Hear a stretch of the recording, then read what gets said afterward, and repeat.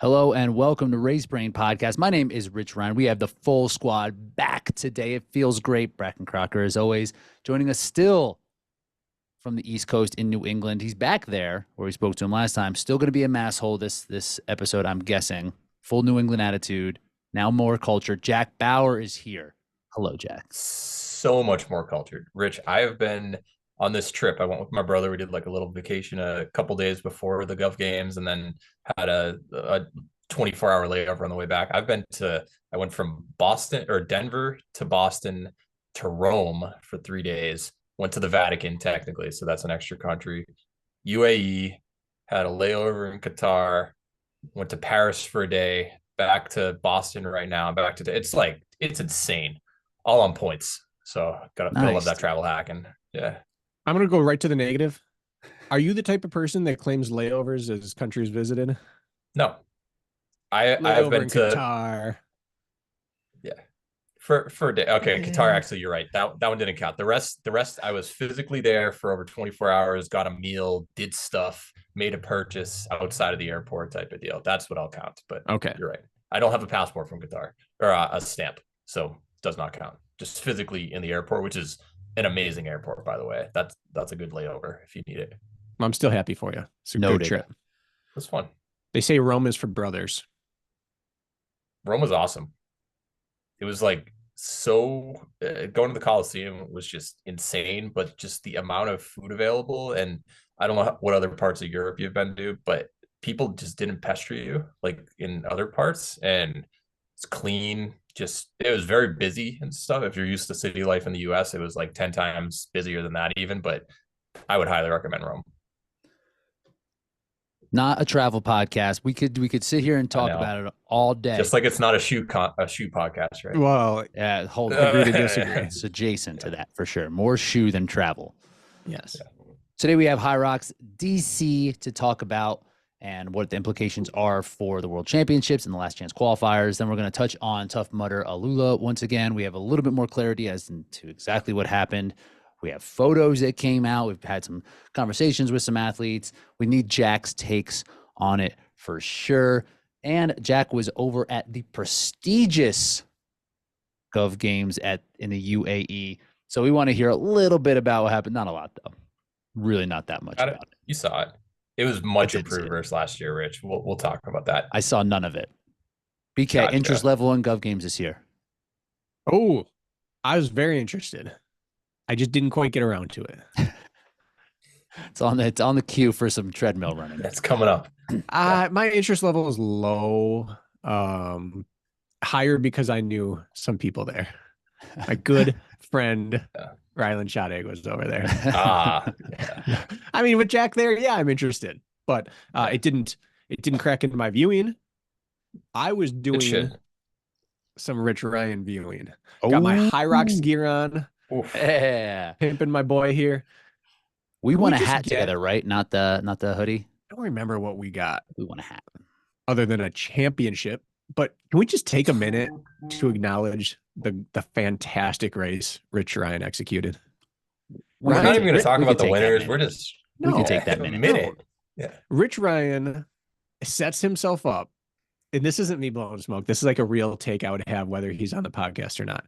He sets himself up to have a target on his back because of the amount that he talks about the sport and because of his sense of humor and the way he delivers information. He's comfortable taking jabs at people. And he does it with himself too. He's equal opportunity with that. But because of that, I know there's a contingent of people out there that don't mind if he does poorly. But there's also a huge contingent that wants to see him do well because he's part of the face of the sport. So to see you have that type of moment when there's a lot of people who would be okay either way, it's just a really satisfying moment for me because it justifies most of your words. How many polarizing athletes are there in the sport in OCR space? Like through the years, Hunter has been one of them. You either love him or you hate him. I'd say Isaiah, same deal. Isaiah, can be up there. But there aren't enough. And right now, like, you're filling that mold, Rich. I like it. It's because of you guys. You guys have done this for me. Yeah, Rich is dropping F-bombs in the post-race interview. Like, I know. It's entertaining. You're like, oh, sorry, freaking. Forgot we were live there for a second. But BK, I appreciate that. Appreciate you guys checking in, rooting for me. I tried to make it interesting there at the end, but was able to hang on to claim the 12th spot now for the World Championships, which is a lot of spots taken up. For the men. After Not Vienna, women. I had 3 athletes that I work with on our next call ask me, so what's with Rich? Like, is the sport leaving him? Like, did he peak, or is he just needing to put it together still? And I said, I think he's probably done. Almost 40. He's getting Buried up him. there. Yeah. No, But that's shot. it's indicative of what happens as an athlete if you don't put it together like 2 times. Right. People are like, was this it?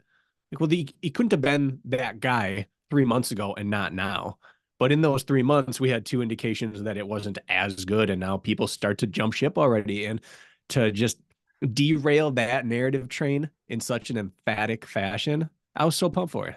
I appreciate that. Because I had a good race in Chicago. Yeah. And then the Dallas doubles was also a count. good race. Armar was at Armar his peak. That brought week, it. I was like, whoa. Will never you get guys better. Killing it. Yeah. And but then Deca didn't go well for circumstances that were outside of fitness. And then Vienna also didn't. And then Madrid wasn't great. Vienna was great. So like 3 out of the last 5. Yeah. I could see it. If I was me on this show talking about me, I'd probably be like, what? I don't know what this dude's deal is. The inconsistency, like what's going on? Like, is he good? If I was a European racer and we were reflecting on this and being like, last year anyway, I'm all pro Europe now. Now that I'm at the World Championships, those Europeans are great. But if I was being critical of a European athlete doing the same kind of results that I was getting, I'd be like, I don't think this guy's good. To myself. Yeah, he's able to close down a race when people are dying or whatever, but we're not sure. Like, can he? Deca's a different thing.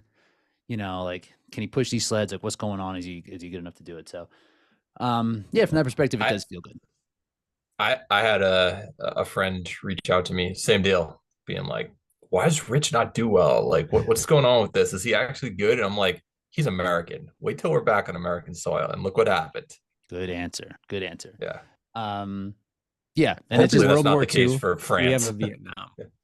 You know, we're not sure why we're really over there. We don't perform that well. That was the case. Great, unbelievable analogy coming from BK. We expect nothing less. So yeah, so we're going to Worlds, locked up that 12th spot, and Dylan was on a different level, right? Dylan Scott was just really operating at a new level in for his fitness and his race performance. And he came up to me after, he's like, doesn't it feel good when people quit on you, people don't think you're this and that, and like you shove it in their face, like whatever. And I honestly I don't feel that way. It's clear that some people are thinking that, and like you didn't know it until everyone else told you that everyone had quit on you. Yeah, I was like, I don't feel that way, but I get it. But I guess maybe I should have. And I'm gonna now. And I'm not that chip's placed. People didn't think I could do it. But we're going, baby. You called it in the podcast that I wasn't on when you did your draft. Man of his word. Thank you for bringing that up, Jack. I did win. How'd you do? I didn't see it doesn't affect me. It does take the W. I'm not Lauren. You take Lauren's results. Yeah, when I heard some of her picks, I'm like, wouldn't be picking like that. She took Dylan and Graham. Yeah. She had good picks. She had some other questionable ones. Pelayo over Kent. Interesting. It made sense in the moment. Yeah. Sure. It was those two. Right in the hot hand. Yeah. And you figure fast sleds. It would have been Dylan after Fort Lauderdale. Why would you not have picked him? Because we've never seen a 6-day turnaround back-to-back strong. And Dylan. And new sleds. We didn't know what these sleds were going to be like. But his time, like his Fort Lauderdale court time was. I know. Right. It wasn't just Fort Lauderdale though. This was his 4th weekend in a row, I believe. 3rd, for sure. Definitely 3rd. 3. I don't know 4. Yeah. Anyway, what's our tiebreaker for fantasy? Is it the next score? 8th. Okay. 8th place. I'm good because I have a 9 and a 9 not being used. Yes, and Lauren had a 10th. Jack, you go 0-2 this week. Oh, this does not count. No way. Yep, for sure. Rich, you said Bevilacqua saved you, and for the record, she's my MOP for the weekend. Unbelievable. Oh, Side. yeah. But if you drop her, you still win. If you score your next up, you still win. The 10? Yeah, I guess you're right. Yeah. So you'd still win by 1. Rich just gets a W on the weekend. Draft, actual performance, like it's hard to beat. Take that. Yeah, I just need to hold But on I to don't those. get an L. Doesn't count. You get 2 L's. Who is your only actual like personal beef with? Who was upset with you In real life? like 6 months ago or something like that during the off season? It was one of the Euro guys. Who was it? Jonathan. Was it Win? Maybe. Yeah, I don't think Win like the language that I use on this show. Okay. I just didn't know if it was Win or Halliday. No. Yeah, Not that would, around. if it was Holiday, he would have picked me up a body slam. Man, that dude looks like he's in the WWE out there, man. He would have just been Yeah. waiting for me to cross that line after he gave me that work on the last set of wall balls. So it That was wasn't insult to impressive. insult. Nah, fortunately for me, Indirect. it was Pull not. up fantasy. Let's show the whooping we put on Jack. Jack, I want to let's see this spreadsheet. I only heard the audio form, and there were a couple times I think, Bracken, you're like, normally I don't wish Jack was here, but man, this spreadsheet, I wish Jack was here. the spelling, Jack. You would have been. Yeah. You would have had to leave the show. I would have I heard kicked the you off the Yaka show. references. I heard all that stuff. I would have kicked you out of here, but all the freaking spelling. Jack would have excused himself. Jack, Yeah. see my simple Put it formula? up.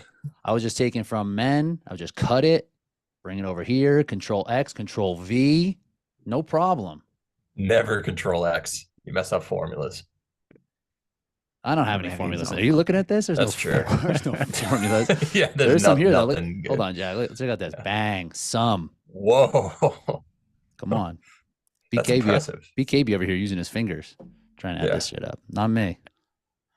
Using I got that. popsicle sticks like they should have been in ALUla. They needed those. That popsicle sticks would have came through clutch. Yeah. So Okay. Go back to that real quick. I just Yeah, want we to see got to like, go through this draft. Yeah. All right. Zoom in. Let's get a zoom function here. This was on a BK. Control plus. Can see. Is that Yeah. Does that Control work for plus. Who this? uses a mouse? There we go. there? We Control go. minus gets out of there, by the way. This is a Gotcha. tight spread. It is a tight spread, but this is also with the. This might be the case with capped amount of athletes. Yeah. You know, we can't have people dropping 20 somethings in here because there's only 15 in each race. But Oh, yeah, so you guys only did top 5. I know it was only 14 athletes. there's who 14. entered. The results wouldn't have changed if we went 6 or 7. Right. Okay. I just wouldn't have been tied anymore. I would have been firmly in second, but tiebreaker works either way. So this is the result. No matter what we scored, I went through, and you're gonna have to trust my math on that. The main difference here that would have made these results shake up a bit was that we didn't know that Vivian was going to race, Vivian Tefudo was going to race or not, and she did and ended up in 4th. And Jake Williamson also was a late entry, and he was about 10th or 10, 11. I think he was 11. Yeah. He was 11 looking at this. Looking at these. Harry Yeah, Thompson was 11. Vivian would have shifted and things. Gabe was 10. So he was 12 because I think Makita was 13. Or actually, that's the Non-scoring at that point, though. Yeah. Tafuto would have been drafted, yes, She and would have been gone a by round factor. 3. Wasson. and that would have replaced Nather, who DNF'd for me. So I Say- think I get the like asterisk win. You would have drafted her Yeah, I think so. instead of that Viola pick? Maybe. No, I probably would have still drafted Viola in that spot. And That's the problem I'm with sorry, this Vivian. system, Jack, is that we don't have the it's not in draft order. It's in I get it. but then I'm Okay. looking at this, I'm like, what team wins the 4x4 on the men's side? Ooh. It's got to be. That's my team. Oh man. Yeah, it's got to be yours. That's my team, dude. who's your fourth? I was Who's your fourth? Colin. Magida, Colin. Magida Oh, has an epidural. He's like can still- 4 he can s- centimeters dilated right now. That kid can't run. He could still do 1/400 with those 4 centimeters. You and Gabe, sure. I'd put Megan over Magida. Well, right now, I want right? to do the women. I want to do the women's 4x4 later. Mm. Okay. This isn't the mix. Jack's favorite I think event. I think that if you didn't have Joffrey just from a pure running side, that column F right there, Lawrence seemed to be pretty dangerous. I agree. Graham doesn't Everyone's have got the 3. best turnover. Yeah. Lucas is getting out in 21. Oh yeah. Might finish in 35, but 60. Yeah. Yeah. Who's the best 4x4 you could build out of this? Rich. I'm just putting probably Lucas. Yeah. Gabe, Palaio. Gabe for sure. Gabe Palaio for sure.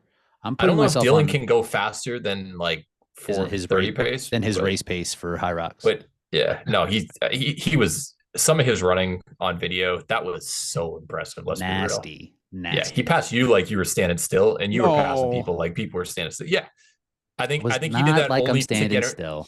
Only to get in front of you right before, to prove, hey, I lapped you guys. I did just laugh. I was like, dude, let's go. I was fired up when he did that. I was like, holy, I was like, what? I was truly like in it because I was pressing on that run. I like went put some space on Colin and was pressing on Lucas for that run. And Dylan just like cruising through. I'm like, get out of here. Pass on the inside. If I knew that, it wouldn't happen. Yeah.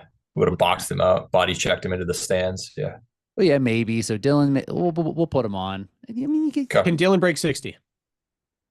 Yeah, definitely. I don't know, man. I ran 59. Riker just ran at 55. Riker's fast. We didn't talk about this. When Kirk and I got together, we did a 2-mile buy-in, and then we did 12 by 400. And I didn't want to do the buyouts. The last 400 I ripped. They're all on 60 seconds recovery. So 11 by 400 at 73.74 after 2-mile buy-in at 5:18 pace. Oh, wow. 60 seconds recovery into a 400. What did I run? 61.5. 64. 60.3. Ooh. 60.3. I was trying to crack and the piano landed on my back the last 80 and it was not pretty. Did you go out in like 25? No, I was through probably 27, 28, and then I faded. So you were going for it. There was a tailwind the first 200, but anyways, 60.3, 60 seconds rest off 11 by 400. Yeah, Dylan Scott. Dylan Scott is making it. If we ask Dylan, I bet he's not as confident as you are in this. Okay. If Kent has to be in the mix, he's probably, I don't know if he's probably running as fast as Dylan. I'll probably good squad. Nah, it's not that good. The women's women's team. Not that good. It might win a girls' conference in New Hampshire, but not high school, but not anywhere else. Yeah, on the women's side, let's see who's 4x4. All right, so Rich, your men win. My women might win too. I think the women win for sure. Did you see Amy Bevilacqua out there running? She can run. She can move. She can grind, but can she get up for a 400 on her toes? I mean, compared to everybody else, she got 10 more years of damage on those puppies. But 20. Yeah. Did she beat Meg's Chris in a 400? Crush it. Meg probably wins the 400 in this whole group, unless there's someone. No, Lauren Griffith. You think so? Yeah, I'm looking at Lauren's squad, and that might be it. Which Lauren? Yeah, Lauren, the Jack Lauren Smith stand-in. Oh, okay. So Lauren, Weeks, Lauren Griffith. ALUla looks Lauren like she Smith. could roll. Mm-hmm. Jess is a CrossFitter. Bevilacqua has grandkids. I think you lose. Like there's old man strength, but once you have grandkids, you start losing your 400 time. I'm not sure if she has grandkids. But she was one of the fastest runners out there. So she was. My team wins. All right. I'm going Lauren's team. We talked a lot about fantasy. We usually don't cover fantasy that much on this, but I won that. My 4x4s win. My mixed 4x4 wins. Yeah. I was 6-0. I'm taking 6 W's from this. Jack, you're taking 6 L's. So I'm taking any L's. Add it to the spreadsheet. My dead body. I quit the spreadsheet if you do this. Hey, we got it covered. You don't think we got a backup. You see that? Yeah. Gotta have a backup plan. Got a back. Yeah. Yeah. Was it pretty? No. Did it function? Yes. It worked. We got the score. We got a 4x4 conversation out of it, which everybody loves. Everybody loves this right now. All right, let's touch on the results. Dylan Scott took the win in 56.37. Graham Halliday in 58.08. Rich Ryan in 58.16. Ryan Kent was 58.43. Colin Stiefer rounded up the top 5 in 59.05. Very tight between 2 and 6 and 7, really. It was a whole slew of athletes coming in on the wall balls and going at that together. This course, in terms of setup, I would consider not to be a fast setup, just the way that we kind of had. There was a lot of time in the rock zone. We started each station on the opposite end for whatever reason. So it added a little bit more transition in there. Really tight turns. Nothing was rounded. So in terms of like a course that we'll see from a logistical standpoint, probably slower for the grid side of things, which makes Dylan's time that much more impressive. Now, you guys are the historians and I'm just an emotional sport watcher. But have we had blowouts other than in the last year or two at the major events, other than Hunter and Ronk? Has any other Alex man by blown out 2.5 the field? minutes. Hunter and Ronk. Is Dylan the third blowout male we've seen really on this stage? If hybrid or Hyrox only? Hyrox. Okay, I was gonna say, the majors, I think Rylan at North American yeah. or European champs, at Worlds, we've only seen now, I think, 3 of these type of victories. Like Ryan Kent's had convincing victories, but they were not, this big. We had David run away from people in the second half, but have we seen someone go nearly wire to wire and just keep increase other than those 2 gentlemen? I don't believe so. If we take a look at the championships from last season, Alex won the European championships, but not in like a landslide. He and Sandy were back and forth for a long time. And then Tim came up and finished second there. And then Magida had that epic come from behind, where he passed at Farmers. Let's not forget for Vienna also that for 30 minutes until the rower incident, Sandy was like with Alex. So it wasn't a blowout at that point, despite the finishing margin. He easily could have broken away. We've seen Sandy have bad second halves, but that's not the full story. My point is, this is rare. Yeah. This hasn't been done before by anyone who's not considered a world champ threat. So this was a performance that goes down in history so far. Yeah, but I mean, like in terms of, it's almost like 50-50 then, right? Just gap, I'm saying. Oh, gap. Just gotcha. Gap at a major. We haven't seen this. And So Dylan's if you want to do like percent of winner, I know that's your favorite thing. He won by 2.6%, and Alex beat Pelayo by 4.4%. All the other races so far have been under 1.7. So this is the second biggest out of 4 this year. Really? So that was bigger than Hunter's over Alex at Stockholm? Yeah, 1.7% for Stockholm. Nice work, Dylan. And like, to be fair, the story going into this race is depth at the top was thinner, not as deep. So those 2 guys weren't there. But you wouldn't think it would be Dylan who was coming in as the 12th seed, I think, into this. 7 days prior, no one would have bet on that. I knew 6 days prior, it changed a little bit. You didn't, and then he went out and acted the part. Knew Dylan was winning. 6 days. We had the conversation in the Dubai Mall. I told VJ, I'm like, Dylan's gonna whoop everyone. Me. I don't believe it. There's no way of confirming that. Not on the record. You can ask VJ. He'll tell you. So yeah, so this is interesting because now, going into this race, right, we figured it'd be Kent and Pelayo would be somewhere in that top 5, and you need to get top 5 to qualify through. Didn't really turn out that way. I didn't realize this, Jack, until I came into wall balls, that I was not securely in a world position, because I was like thinking top 5 the whole time, and I'm like, oh no, I'm in front of those dudes. I need to get third. So that's what I did. That's why I let Graham get second. I didn't even think about getting second. I was like, I need to get third. It's worked out in the past when you've been like the last one in, second last one in. So I get your strategy of just coast in, minimum amount of effort. You're good. I'm saving. It's like prelims. This was prelims. Yep. That's exactly it. Eased up across the line. Yep. Simply prelims. Finals 4 months later. We're saving it. We're saving it for the final. So that leaves 12 athletes now on the men's side qualified for world championships. Coming in, they had a maximum amount of 3 athletes could qualify at 4 of the majors, only rolling down to 5. So the chances of this happening, Jack, what chances do you think we would get? What percentage would you give this happening, that at each of these majors, all 3 spots would be taken?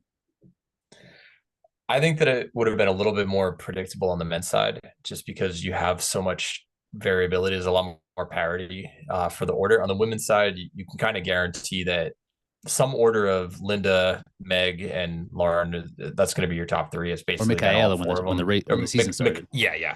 But even right there, if you're only allowing top 5, you're pretty much locking up most of them. On the men's side, unless Hunter or Alex is there, you could go any order. You've seen people finish like 14th and then they'll get 3rd the next time or something. Like it's pretty wild. Like Ryan Kent had a 12th and he won one, and you never know. Men's side is way too variable. So I would have said better odds, but a real number greater than 50%. Oh, I'd have a way less. That all 3 spots get used at every major? You would think at least one greater than 50%? Heading into the season, yeah. A lot of parity. It's more than just parity, though. It's people that are already qualified not showing up all at the same time. Right. Yeah, Right. but I think that since you have 2 on European soil and 2 in the US, you've got a good chance of people not showing up, especially once you lock it in early. I think that it was more likely than we want to lead there than we want to believe. But it's also the only earning opportunity, and that they're making this like big deal about these. They're doing such a good job with the broadcasting, and like that's going to build the stories. That was the reason why I went to like Vienna. I was like, if they're gonna like make a profile of these athletes and have this be like the story, like it's worth being at these things. Where logistically it probably didn't make a ton of sense for athletes to travel to either side. But yeah, if you guess off the top of your head, what's the spread of European-based athletes versus North American-based athletes that are qualified? 7-5. Yeah. 6 and 6. 6 Really? to 6. 6 and 6. Dylan. All right. Because Palaio. Dylan. Oh, I keep forgetting Ryland. Okay. Ryland's that stray Palaio would have dog. been the one I miss. Yeah. So it's 6 and 6. Hunter, Kent, Ryland, Dylan, Palaio, and myself. And then on the European-based side, Graham Halliday, Thomas Tvrdikt, Tim Vinish. Oh, Tomasz. I talked with Tomasz. It's like an S with the little upside down carrot on the top of it. It's an SH sound. I've been saying it wrong this whole time. Tomasz. No one ever asked me. Yeah. Nobody I saw him. you. Was he at Gov Games? Yeah. Was his team good again? Was his team good again? No, they got whooped. Oh, Tomasz what? Tvrdikt. No. It was a sound that's virtually impossible for non-Czech people to pronounce if you don't have that in your language. Like we come close, but it's not a one-to-one translation. I have some Czech in my veins, and I should be better at this. No, you should know this. I wasn't raised with it. Darn it. But I can assure you. So we're really screwing up on the TOs for Hyrox, like Tobias and Tomasz. Tomasz. So those are the 2. Because I told you when I met him in Vegas, I had him say it like 4 times. I was like that scene. Yeah. You guys seen Inglourious Bastards? Oh, yeah. Where he's like making the Americans say their Italian names over and over. Gorlami. So then where are we now? Sandbach, Bo Wills, and that's it. Is that confirmed? Sandbach? That's what he says. That's what he says. Yeah. Okay. All right. There we go. So is Palaio, is he a U.S. citizen or just living in the U.S.? He's working on it. Okay, so is he really like 5 and or I said U.S. based. 7 U.S. based. That counts. Based. I'll give you that. That counts. I'm not buying it. Same way I know Jack's really 2 or 0-2 this weekend. I know that he's really Spanish.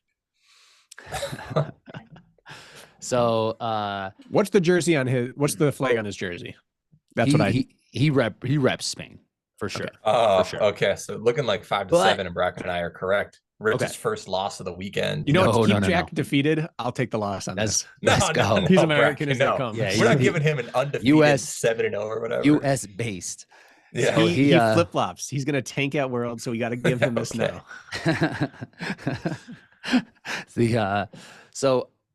Okay, but my question: this system, we're going to talk about the women's race, but since we're here, this system scrutinized a lot.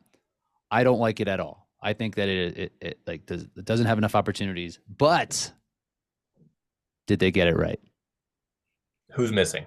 That's the bigger question that we think should be in here. Tobias, John Wynn, Tobias. Yeah. Tobias. Yeah.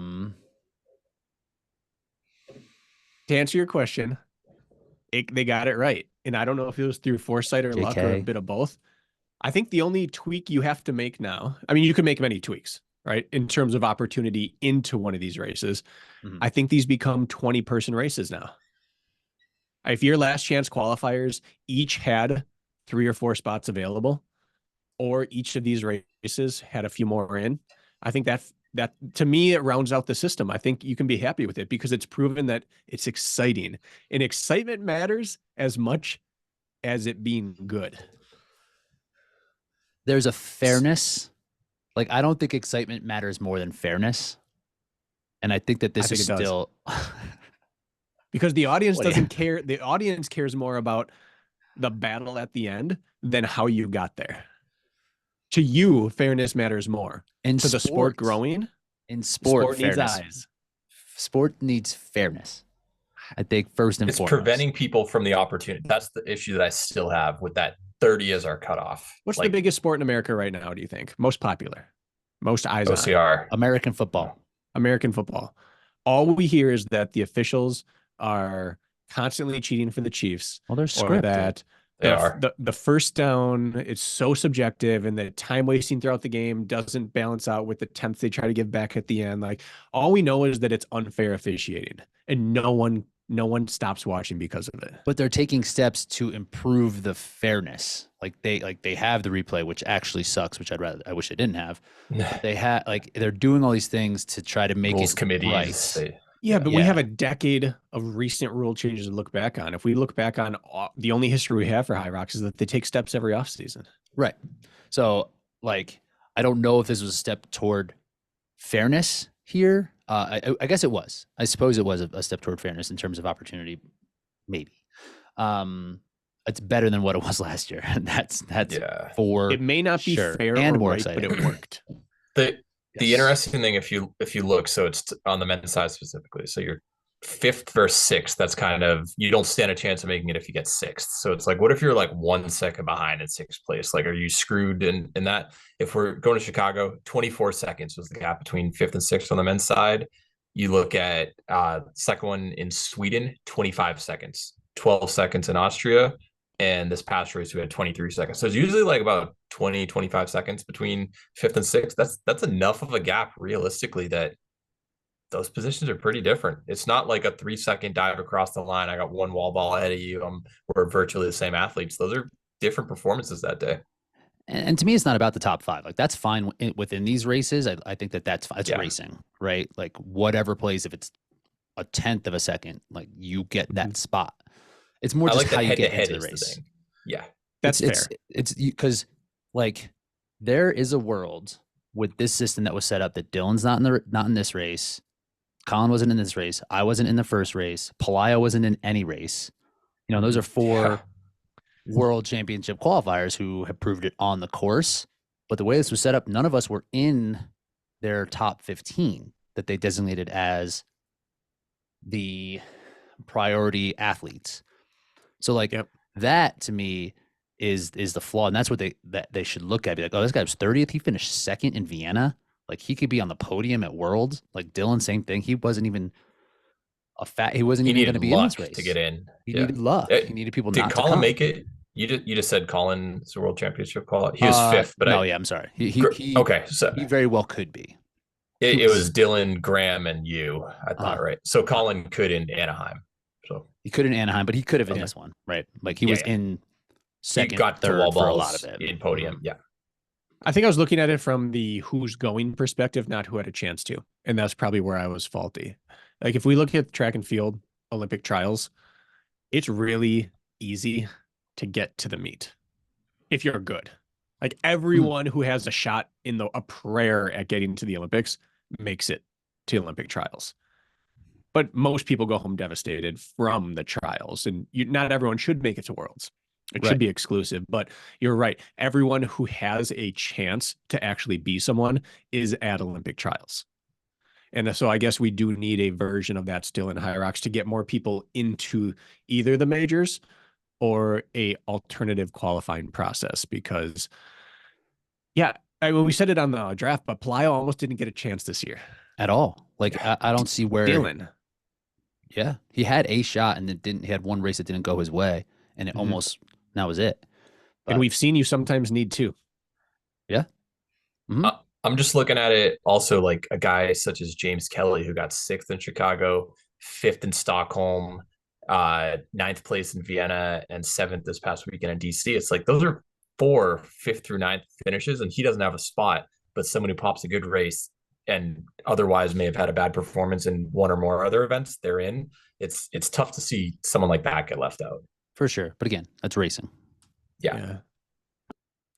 So, but he did have the opportunity to at least race based on this current that lots in of 4 times. So yeah. So they may have gotten it right because these athletes look right. Like I said, JK could make it, and he would belong in this field. Obviously, with the results that he's gotten in the majors, like he would be in the money. He'd be in the race, But all these other names. Like last year, that was the thing that was driving me crazy when they would update these lists, and I'd look at some of the names and be like, "What the heck? Like, how could this be the case?" But this time, I look at it, I'm like, "Oh yeah, like these guys have proven it one way or another, right?" So I like that they did make racing more of a priority, but to get into these races, that's still incorrect. Yeah. So for our last chance qualifier in North America, in my opinion, you have Colin, you have Anas, and after that, you probably have Marcus Wallace. Marcus Wallace, baby. Magida. The Debo. Magida. So you have 4, and I'm sure there's a couple others, but you have roughly 4 fighting for 2. That's a pretty darn good last chance qualifying odds. If you've been borderline or not receiving your chance all year, to say there's 2 spots here, let's prove it, or we have to wait a year. That again feels right. So from the major onward, I think they have it. It's the preceding piece that still needs refinement. UK is kind of screwed. There's 1 spot. It's that difference of 1 versus 2 is really big, and they have several gentlemen who all have a really, really good argument for why they should be there. So yeah, that's the thing, right? So now that there's 3 remaining spots, there's 2 last chance qualifiers. The preceding qualifier, that gets the less amount of spots if the numbers are odd. So in Cologne, they're going to have 1 qualifier. Whoever wins that race goes. In Anaheim, there will be 2. So what are the dates on those? I'll have to look that. Anaheim. It's not the same weekend, right? No. Cologne is several weeks before. That's what I thought. That far from now. So if you, for some reason, don't win, which is going to be hard to do in Cologne, you could go to Anaheim and have a chance as well. You could. I mean, I'm sure athletes will, big but trip. God, that's I know. Yeah, it's West Coast. You can. But I'm just looking. You're going to have, for instance, one of these athletes is going to make it. The rest will not. So you've got James Kelly, Eugenio Bianchi, Jonathan Wynn, Florian Gast, Tobias, Lucas Storath, Tomash. No, Tomash is in. No, Tomash is in. Tomash is in because you got 4. You nailed it though. Yeah, nailed it. I could hear the upside down carrot. Oh, Tomash. Sorry, Tomash. Yeah, Tomash. Yeah. Alphonse or Mash? Alphonse, if he rolls up, maybe Gabe Heck pops into something like that. That's a pretty tough far. If Chris Woolley decides, well, Anaheim would probably be better. Yeah. Don't go to Germany if you're from Australia. Yeah. Would that be for Gabe too? Yeah, Thailand. Probably. That's the way to go. There's no good option. But yeah, Harry Thompson, Peter Schiller. Did you say JK? This is nasty. People. This is nasty. Yeah. This is like a European. One of them is going to guaranteed make it. That's it. That's crazy. And what if there's like a freak who's 31st that just hasn't had a chance all year and is what if Seb shows up? What if Seb shows up? What if one of these try guys lifts figures a weight in training, lifts a weight for a little bit, does some wall balls? Or someone from the US just goes and is like, I'm just gonna screw it up for you What if guys. What if Magita goes and he's like healthy and pops one? You know, like could happen. Could happen. It's gonna be a race. Anas might just be there, you know? He might. He could. No, I mean, no. we His wife just gave birth, Yeah, and he'll stay in LA. Yeah, for sure. For sure. But yeah, man, I mean, that race is gonna be amazing. I don't know what they're gonna do in terms of broadcasting. They definitely won't go back to the old Teddy Graham following around with the camera type of live stream. So I don't know if we'll be able to watch it because it will be on a standard course. Like they won't grid these out. Okay. Oh, these aren't grid. No, because it needs because it can't be capped. It's open. This is like the one time that they open a race. So it will probably also be an open course. So there'll be people out there too, I would imagine. So yeah, man, not jealous of those dudes going into that race. Happy that I get to watch it because it will be exciting. Real happy I don't have to be involved in a race like that. The best feeling will be winning that race. The second best feeling is not having to go to that race. Hell yeah. Would you have gone? No. After the results I've gotten overseas, LA. like that would be crazy. Yeah, I would just, and it's soonish. It is April 13th. Oof, that's rough, man. To try to turn around 5-week turnaround from now, and then have a build to Worlds. It's just like a rough spot. 2 weeks of travel. It's a week of travel back, get reaccustomed, get over your sickness you're going to get, and then travel back over for a week. You get 3 weeks to prep. Nah, dude. And then then in the US race, we could have any number of those guys. Let's pick. You want to pick now who wins that race? Yeah. Go ahead. Colin. No. The Europe race. Oh, the Europe one? Yeah. Colin wins both. He's already locked in. It's Colin. It's so weird because he's been so consistent. I want to say James Kelly, but I don't think he'll win it, but he on paper should be the guy. I'll go James Kelly. Let's do it. That was going to be my pick. If he makes a slight adjustment in the first 3 stations, I think he's the best guy there. Very steady. But since you picked him, I'm going to say Tobias. It's in Germany. Makes sense. There's something about being able to win races, right? Yep. This isn't a time trial. This isn't a qualify. This isn't a qualify through. Like, it's hard. You know, you don't just win by being. I change it. Lucas. You're going Lucas. I'm taking Lucas. You can have Tobias. I'll take Toby. Well, he's getting better. He tries He's real hard. Slow down a little at the beginning. He doesn't. He is that freshman, a little bit more fitness cross-country runner who makes it a half mile farther each time. The old Ryan Kempson, the Ryan Kempson formula. Yeah. He's a young 42. He's got fresh legs. He is full of piss and vinegar. But he is that, man. I mean, but that's the thing. Like, he made it 7 stations. That style of racing is hard for Tobias to manage, right? Because he won't go, and if Lucas gets away, Tobias can close, but he has to do it mostly on running. He's not awesome at wall ball, so if there's a gap big enough, like, it would be hard for Tobias to get there. But in that field, Lucas is the guy that would do that, and we just saw him do that last race. And if he has a couple more weeks of fitness, it might happen. I'm taking Tobias still. So I think these are the 3, though, right? These are the 3 that have shown the most historically. Yeah, you can't count out John Wynn. I mean, he does win races in Spain against good fields. Good last name for winning. You got the winner name. He didn't come over because he was dealing with some health issues in terms of just being sick. So I think it was a good move for him to not come over for this previous race. And so you can't count him out. Yeah, I'm just looking at it. Lucas did beat James Kelly by 22 seconds this past race. So it's gotta all in that first run. I know. Seriously. Well, James races a bit like Lucas. James inserts himself into the race, and I think that if he throttles back just like a half notch early, he's closing at the end. Lucas isn't going to throttle back. No, he doesn't. So know there's how. no adjustment on that end. Tobias isn't going to throttle up. He's going to do his thing that's been proven to work. So James is the only one I think of the three that walks in with options for how do I approach this race. Yeah. It's going to be exciting.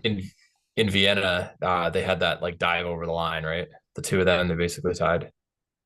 Who's that? Lucas and James Kelly. Both of them were 59.04. Yeah, and Lucas edged him out by like a narrow set. So he's 2-0 head to head. Maybe he's got that mental edge right there. They'll come together on course each time at some point. Yeah, that's gonna be really fun. It's gonna be really fun. It's gonna be a fantastic. I really hope that they're at the very least that someone's just streaming on their phone because this will be one of the best races of the year. We'll be locked in. If they have something like that, we'll watch along. We'll talk about it. +6 is tough if they do it on a Friday. It's a Saturday morning. It'll probably be Saturday. It's even tougher. That's way tougher. That's no good. Maybe, but they usually race men's in the afternoon, like That's 6 true. p.m. It could be ideal. Maybe it's ideal. Jack will be awake.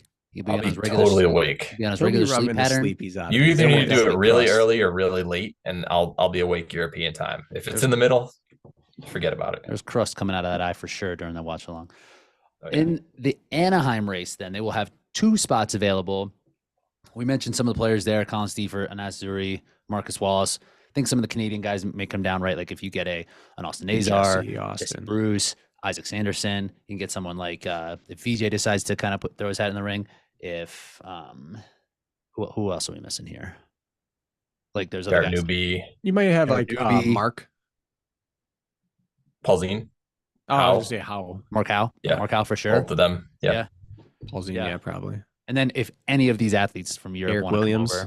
Eric Williams, that's a really good one. That's a really Why good wasn't one. he at DC?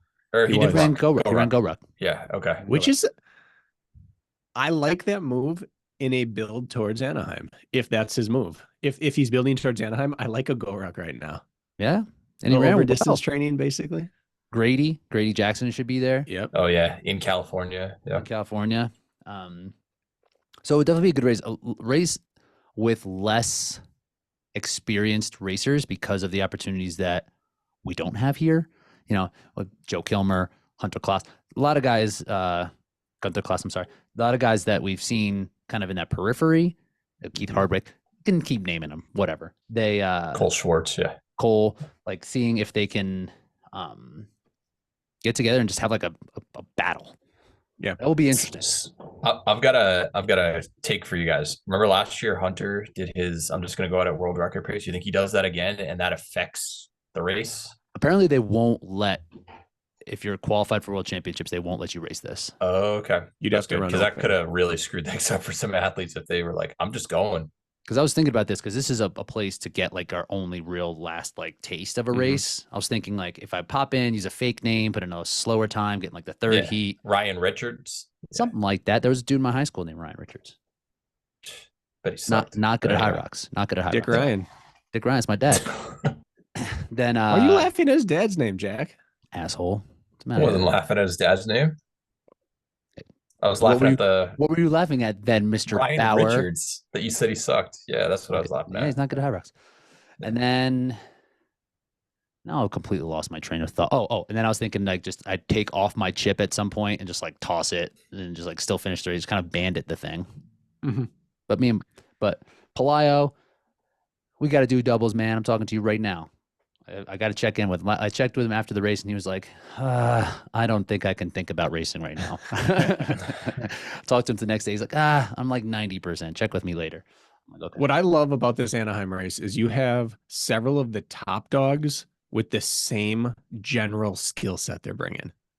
So you've got Marcus Wallace is going to be punished because he hasn't raced yet. The fact that he got shingles and didn't get to do Chicago is huge because Stiefert now has put 2 in a row pretty right and learned a little bit of his tipping point, and now he's going to be dialed, and Marcus is going to have some guesswork. But I pair those two together very, very similarly. Absolutely. In terms of what they bring to the table. And Marcus is one of the rare people who could match or exceed him on machines. Yes. if he wants to. And so that's really, really cool. Eric Williams is not like the get out crazy hard and go. David McGee does not get out crazy hard and go. They're all going to bring power to the table. And just like that staying power, the Stever thing where he's chugging along all day long, but he's getting better at his running each time. The top 4 people all have that. And Megita has the running, but doesn't like to use it up front. Mhm. So it's going to be a slow played race to some extent. I mean, Anas is a guy who will And then you have an ass. hammer. You But I should think slow down at the beginning. I think he's like kind of wrapping his head around the idea of the pace of this thing. Sleds don't hurt him. These new Doesn't- ones. No. Doesn't Yeah. hurt his cause. Right. That's a good point. So He's sleeping in his own bed. sleep in his own bed, but training is up and down for him. He's got Yeah. a good chunk of time to pull it together. And I think a dude like that, I mean, if he honestly, he probably only needs like 4 or 5 weeks of like good, uninterrupted training. And I think he would be fine. If someone wins, it's any one of those 5. If someone runs 57, it's an us. Yeah, good call. Good call. Yeah, but I'm taking Megita here. I would love to see it. Tough season, but he's shown he can put it together if he needs to. Like his Chicago race was pretty good. Pop that Deca race. Like if he's healthy and he's able to string some training together and gets to the line feeling healthy, then I think like he's the most experienced. He's probably the most fit.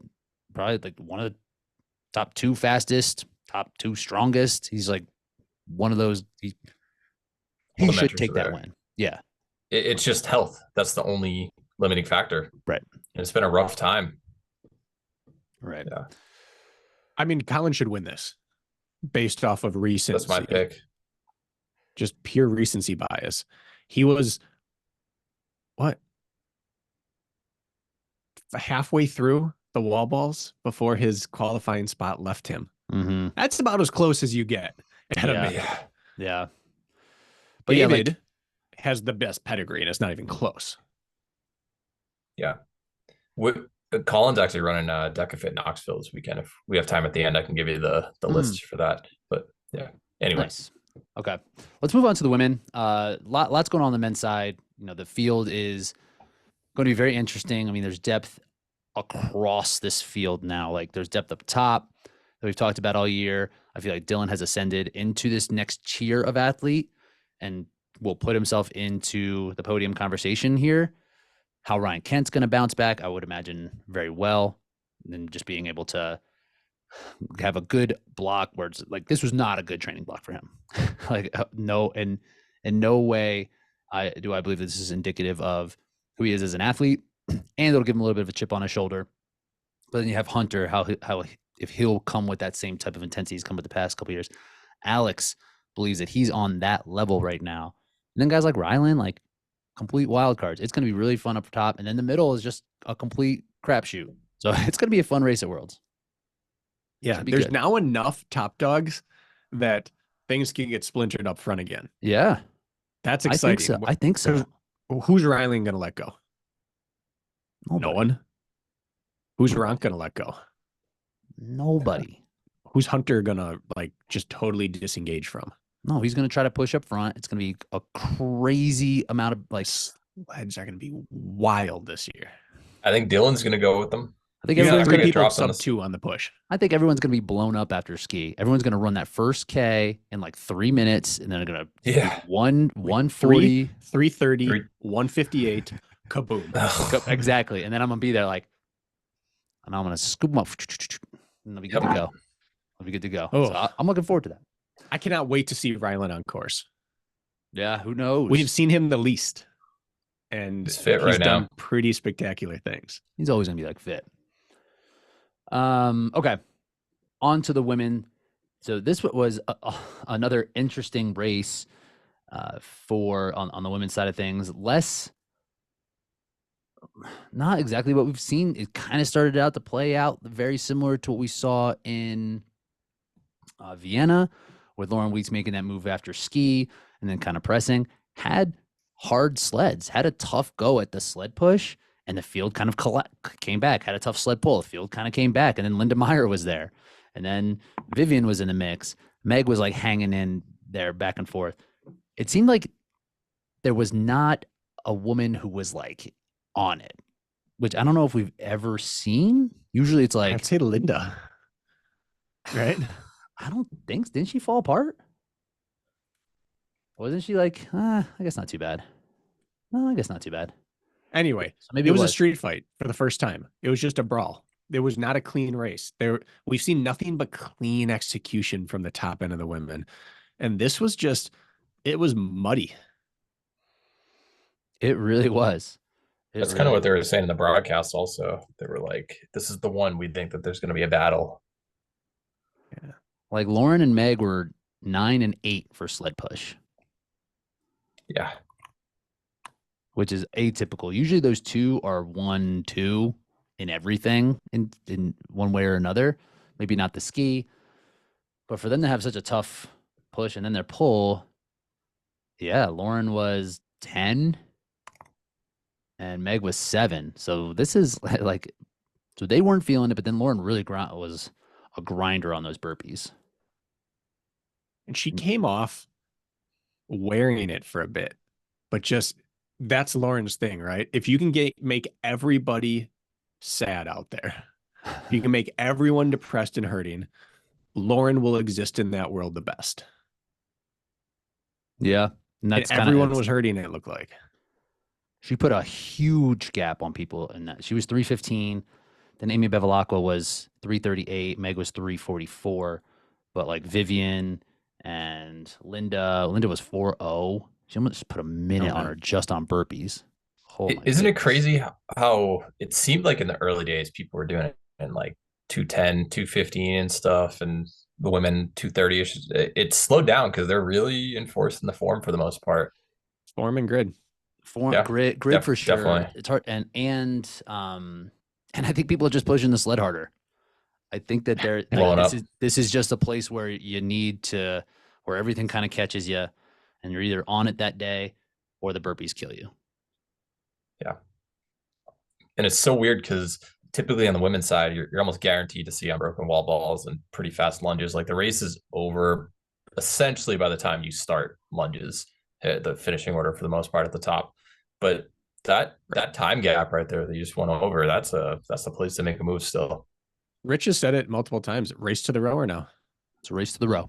Race to the row. And you're right, Jack, that the form police that are out there now have cleaned this up to the extent that there's no momentum on burpee brow jumps anymore. It used to be you could keep them like chaining together. It's really difficult. And that now people choose, where do I rest? Where do I not? Where in the past you could get rewarded for exerting on the burpee brow jumps. And now, like, where can you push on it? The jump? Is that about it, Rich? Probably the jump. And you got to make sure that your hands, you can't fall into it well. You got to make sure your hands are coming straight down. They're on top of you. They really are. Is Hunter still going to be able to do his hop? They said in the briefing you cannot put your hand down and then move your hand. Who was doing that this weekend? Someone was still Dylan was double tapping. Oh, was he? But he put his hand down directly touching his toes essentially, and then as he moved forward, he hopped it out to the acceptable. He was still within a foot. He was double tapping within the foot. So like he was not meeting the verbal instruction that was given out, but he was meeting still the written rule of it can't be further than 1 foot away. Yeah, I guess that's an okay rule. Like once your hands go down, because it's deceptive. That's the issue with it. Is like it's like showing. Moving. Yeah, it's a little bit of like gathering the basketball into the defender's arm and coming up in a shot, right? Like you really didn't get fouled, but it looks like it. You know, so you're tricking the official a little bit. That's kind of what the hand down and then out does. So like I think it's a good rule to be like once your hands are down, that's where your hands are. It's where the step up with the stagger step is too. If you step up your first one not very far and the next foot ahead of it and still behind the line, it looks wrong. It does look wrong. It looks like what Lucas was doing. Yeah. He was stepping up. He was doing the kneecap, and then his right foot was slightly ahead every single time. The Michelius. Yeah. That's what that's called. It wasn't as egregious as what he was doing, but yeah. Martin's like 6'4", launching himself. But I was going to ask this question at the briefing, but the stagger, what I've been doing in training is I've been stepping my first leg up all the way to my hands, so it's visibly behind it, and then my back foot I stagger behind, so it's clear that I'm not getting a forward advantage.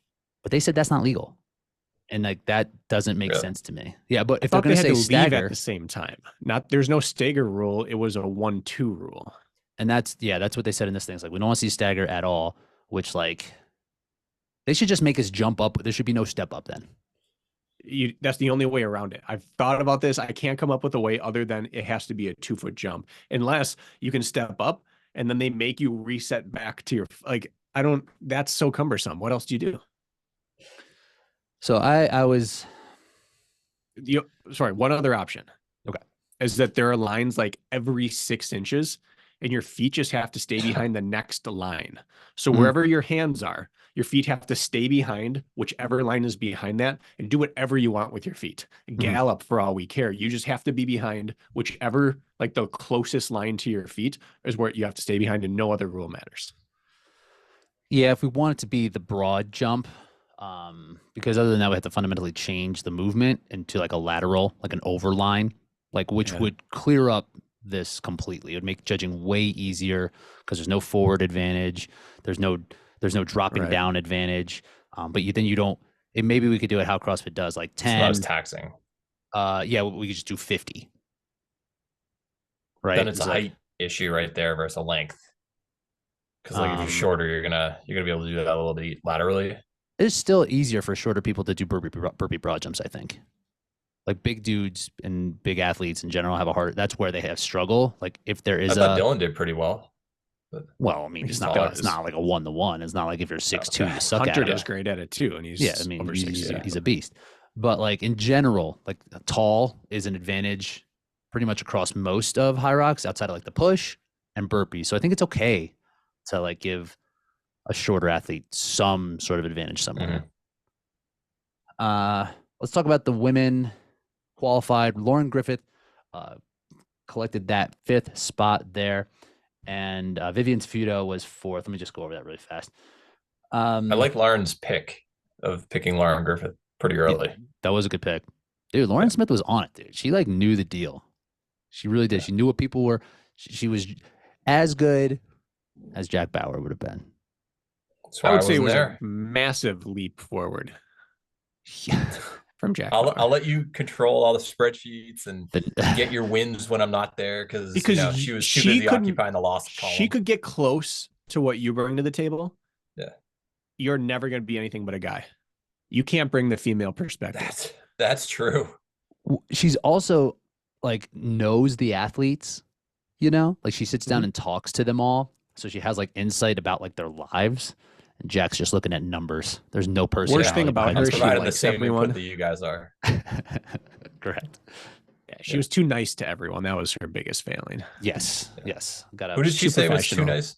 Linda Meyer. She said Linda was too nice in the past. Maybe didn't want to like compete. Didn't see herself as a competitor. Yeah, don't want to raise.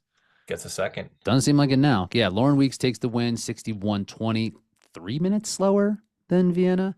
Linda Meyer was second, 62:30. Meg Jacoby, 62:37. Vivian Sfudo, 63:19. Lauren Griffith taking that final spot for the qualifier, 64:05. And then Viola Oberlander actually did pass Amy Bevilacqua for that last spot during the wall balls and like 65 and change. The moment this sled came back together on the women's side, I didn't care about time anymore. To me, it turned into a 38-degree downpour football game where now you got to win ugly. This is going to be a 10-7 game. You need a kicker. Like, let's just see what you can do in bad conditions, even though you're a high-powered offense. That's what this turned into to me. And so to me, it cemented how good of racers the top are to go through that nastiness because it was just no longer clean. Yeah, I'll agree with that. And just again, shouts to my people, Meg and Ryan Kent. Like they are athletes who it's like win or bust a lot of times. And when you get put in that position, it's easy to just mail it in, fold it up. But they didn't do that, and finishing strong, putting yourself in a position to still have to run this race, which is hard no matter what effort you put in on it. So Meg coming in third on an off day, I think is a win. And same with Kent coming in fourth on an off day, like where it easily could have been like, whatever, this is not happening today. I'm going to get eighth. It hurts so bad that motivation is really key. And when there's no motivation left, like it's just on whatever grit you bring to the table. Mm-hmm. And so the fact that they did what they did, finishing strong through wall balls, most people don't do that. Mm-hmm. If you're looking at the average for the season, now you've got 2 wins, Megan, 2 wins, Lauren, and their percent behind the winner, just basically off of each other. Megan is 1.3%, Lauren's 1.4%. They're virtually tied. Wow, that's crazy. That's relative to each other. Great stat, Jack. Yeah. He's rubbing it in Lauren Smith's face right now. Right there, Lauren. Lauren's not coming up with those numbers. You take that back. How about that? HBD. So the women qualified for the World Championship currently. It's Meg Jacoby, Michaela Norman, Lauren Weeks, Viola Oberlander, Vivian Sfudo, Rebecca Mason, Linda Meyer, and Lauren Griffith. So what do we have here? It's a 4-4. North America? 50-50. Yeah.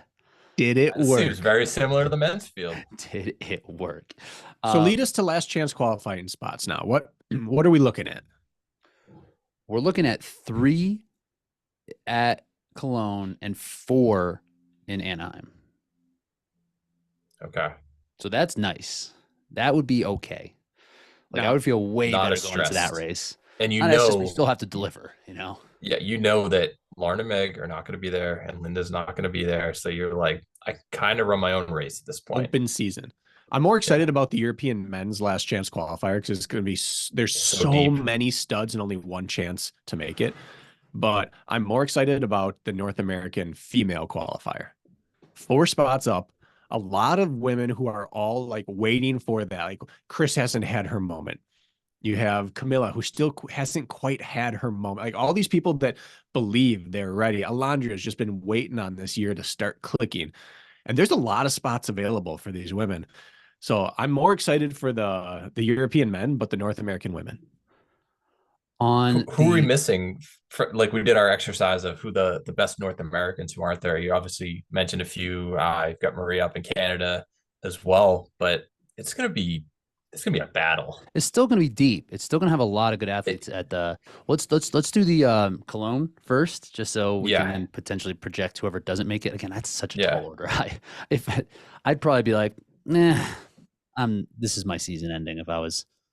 Yeah, well, maybe not, but that's if you're the first out, there's 4 spots available. That's the problem with 4.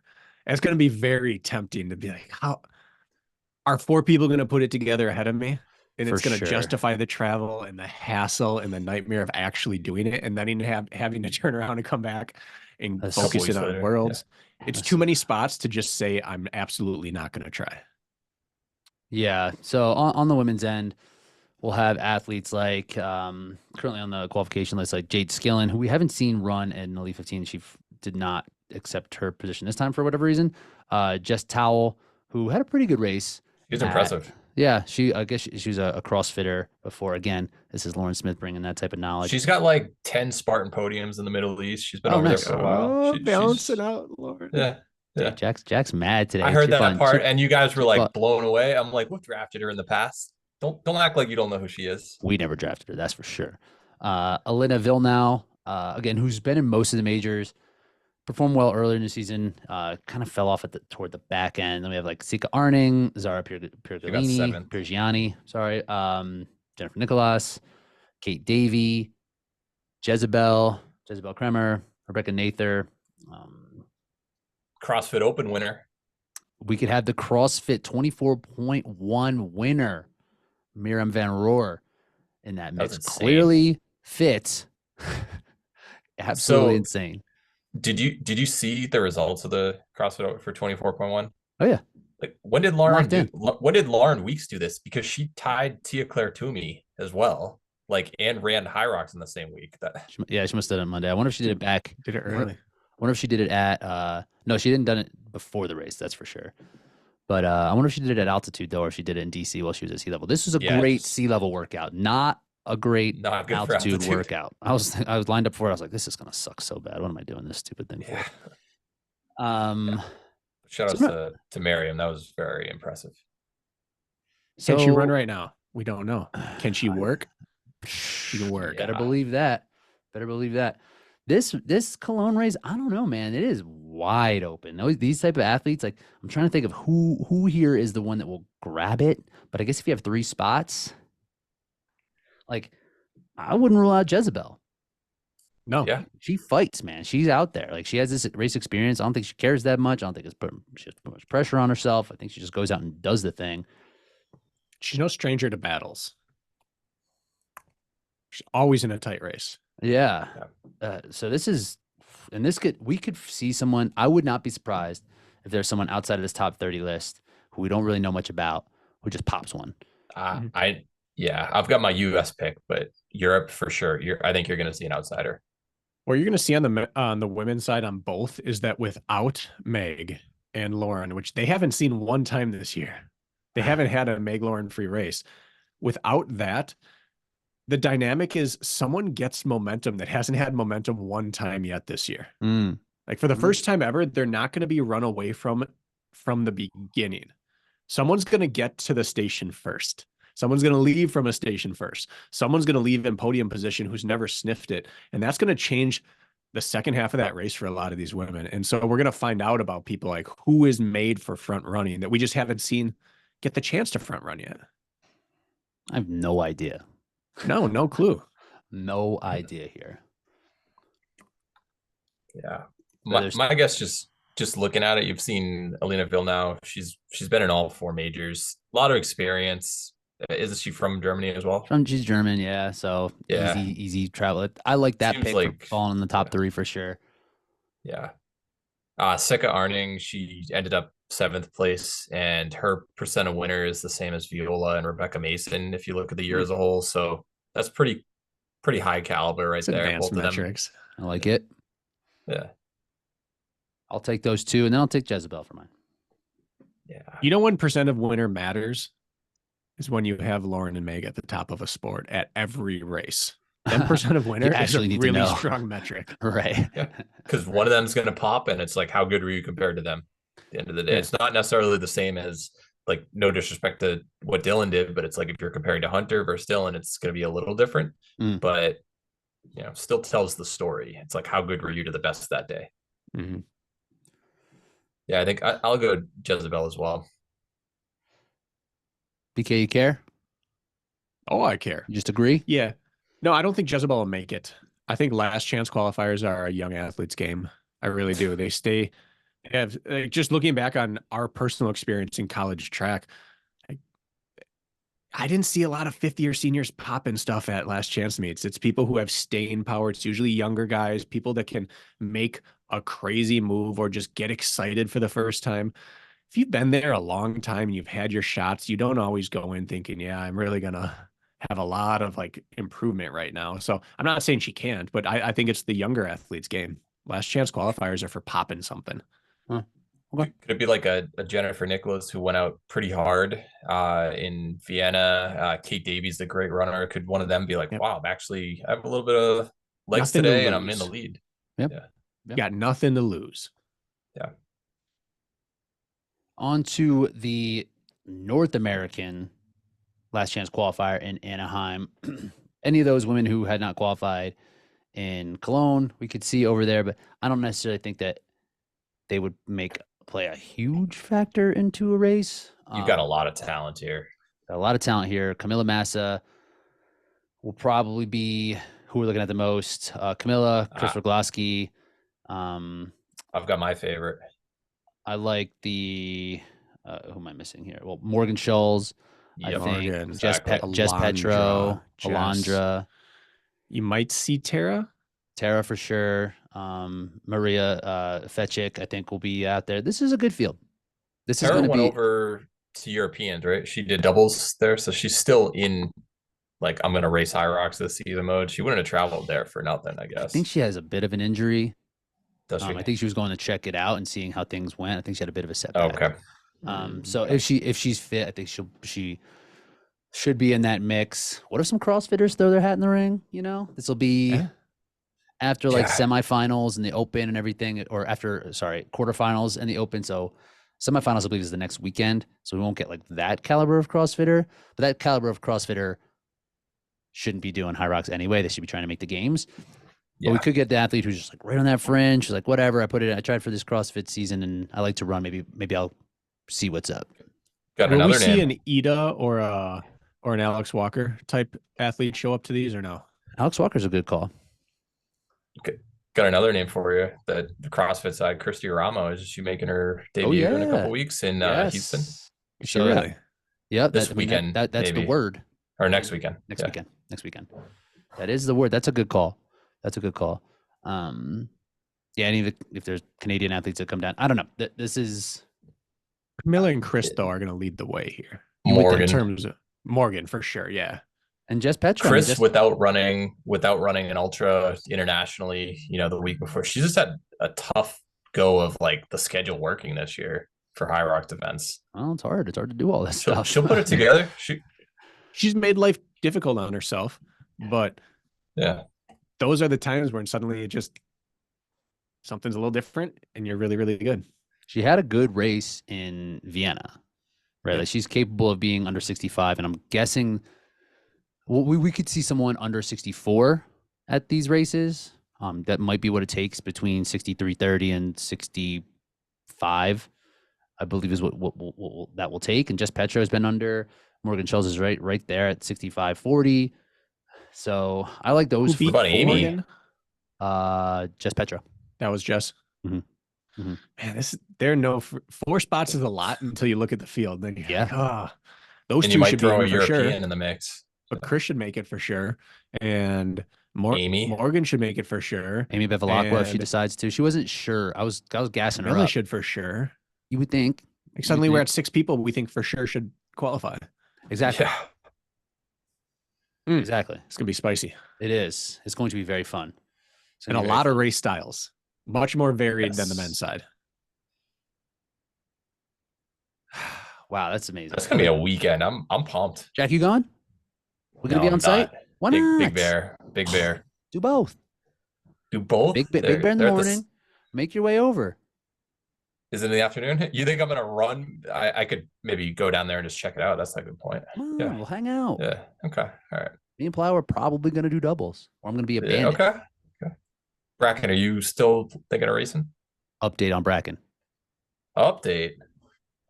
NYC. Ooh, BK's made for the Big Apple. I can't confirm that that's true, but I Field? do enjoy my time there oftentimes. Yes. Yeah. What's your record at City Field? I don't know. Did you beat Whatever. Rich? Undefeated. Whatever. Yeah, no, not undefeated. Isaac. Isaac gave it to me. Lacey. Isaac Lacey just gave him that. I'm surprised we haven't seen Isaac Lacey in this Hyrox. He seems like a dude that would do well in Hyrox. I think he would like that. I remember him having big old pecs. Big dude. So he was lucky. All I was doing was trying to sit and kick Rich that day. He's lucky I was not trying to run upstairs. Run stairs. Yeah. All right. Anything else we need to cover on the women's side? I have a question that I would like to pose to the panel. If we're good on the women's side. Go ahead. Pose it. Do it. Poser. Congrats to Linda for getting that second place. That was impressive. I thought she was going to Manuel Defoe the season and get third everywhere. Dude, she's a threat. Freaking our girl Vivian Tafuto in that Delori spot. We need to you need to start running these numbers, Jack. Fourth place versus fourth place. It's a very, very common fourth place position for her. It's going to be, yeah. So we might need to rename that because Delori has a third, but obviously Vivian has more. I'll never acknowledge his third. I like the guy a lot. Yeah, but it's the Delori spot. It's the Delori spot. That's true. We can't rename. I was so pumped for him when he got it, but it doesn't change history. And Lauren Griffith too. Having a tough go at Vienna and being able to really rally on this one. I think she still should probably cool it in the beginning of races, but she comes from the Lauren Weeks tree, so she's Lauren's changed her tactics a little bit. It seems. And she's still always at the front. Yeah. She will now go really hard on the second run. Yeah, it helps when you don't pass out also. That's a Hunter move. Hunter does that too. He comes off of the ski and hammers. Imagine if she waits till the sled now. So people's minds are going to explode. I don't know. It might be her advantage to have everybody else over revved into sleds. That's true. I do want to say about Tafuto's fourth place. That's not a Delory spot in a major. The Delory spot is whatever the first non-podium, non-qualifier spot is. So for the listeners who don't know what that is, there's this guy, James Delory, who had like 8 fourth place finishes before he got his first Spartan podium ever. So and it was like hilarious. Yeah. It was like absurd how many times it was happening. I was like, this guy for real? Yeah. Yeah. It was happening. Like, you brought it up and it happened a couple more times. And I was like, oh my God. I was like, oh my God. Yeah. No matter what style of race happened, he wound up in fourth. No matter who showed up, he'd outkick his coverage, take fourth. He'd maybe not have a great day, take fourth. Anyway, that doesn't count. Fourth place is not a Delory spot at a major. Sixth place is the Delory spot. Disagree. You disagree? You can qualify for Worlds with a Delory spot? Number 4. Not on the so podium. Plyo Delory, but he made Worlds? I don't think the 4 is what matters. I think it's first man out. Fourth earlier this year, but yeah. Yeah, but he didn't qualify for Worlds on that one. Oh, you're right. Okay. He went and just had to win the whole dang thing. They just go do it. Well, that's how he does. Okay, so we've seen the new sleds, and we've just seen kind of a trend. This entire year, the trend on the sleds is fast. We're trending faster. People seem to be able to push a sled no matter what the circumstances are. And except in Spain in September. One specific lane was messed up, bro. I had like 800 pounds on that thing. And then, so we get some comments, right? Like, this is now turning into a runner sport. This is not being detrimental to the runners, and it's not even for the strength athletes. Essentially is what some of these comments that I'm seeing, that I'm reading. And it's like, from our internal circle, but also I'm seeing it elsewhere as well. On YouTube comments. Yeah. So a lot of those are in the race.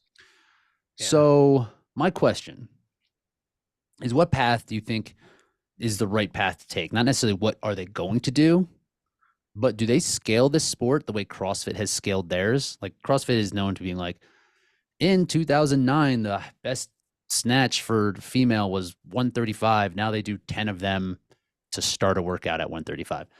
It's scaling, the weight and the difficulty is scaling with the athletes, or do we keep it pure, like a road event, like a track event, and just leave it as it is? And the athletes are going to have to adapt to the event, not necessarily the event adapting to the athletes. It seems like the form police are definitely present this year, and I think that's definitely taking away some of the advantages on burpee broad jumps that some other people might have. So it's like, oh, I can't create a gap here because I used to be so much faster. Or the sleds, same deal. It's like, oh, it's not as taxing, but we had a lot of variability. I like that it's a little bit more standardized, so we don't complain about it every single time. And that's a positive in my book. I think it's weird that it kind of got introduced halfway through the season, the new changes, as opposed to like Spartan at Spartan Worlds, they introduced that new sled, and it's like, why would you do it there? Or DECA World Championship is like, here's the time we're going to debut it. Yeah. So like, now you can carry the bucket on your shoulder. It's like at North American, she's like, okay.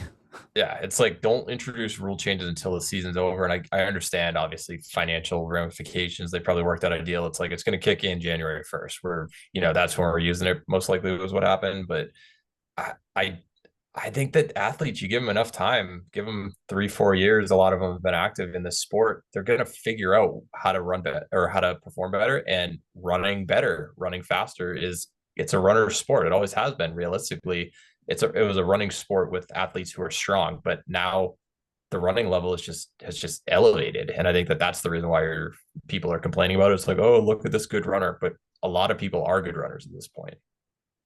Yeah.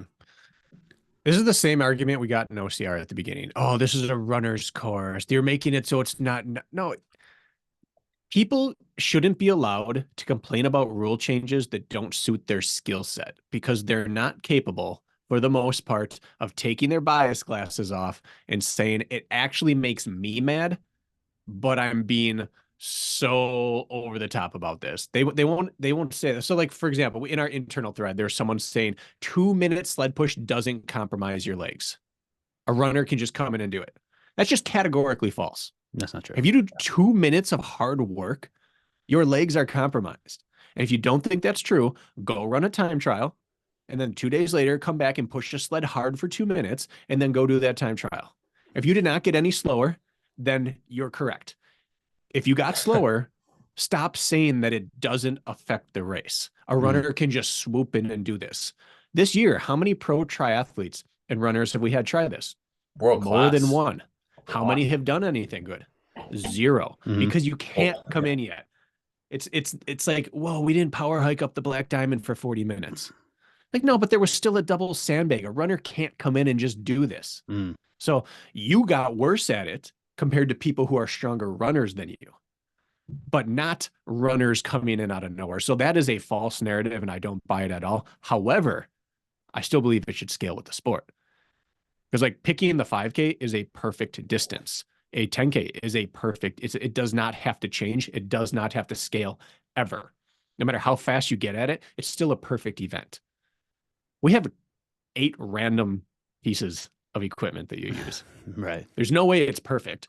We didn't know how to scale it properly. We didn't choose the weight like because we did research on all of humanity. Like it was just a weight that was chosen. So yeah, it's going to have to change throughout this. Eventually the sleds are going to get under 130 and like it will change. So yeah, let's scale it, but let's not say it's because it's not hard and it's just for runners. Because some of the people saying this are some of the best runners in the sport, and they're not running that fast right now. Yeah, I think you have to look at who.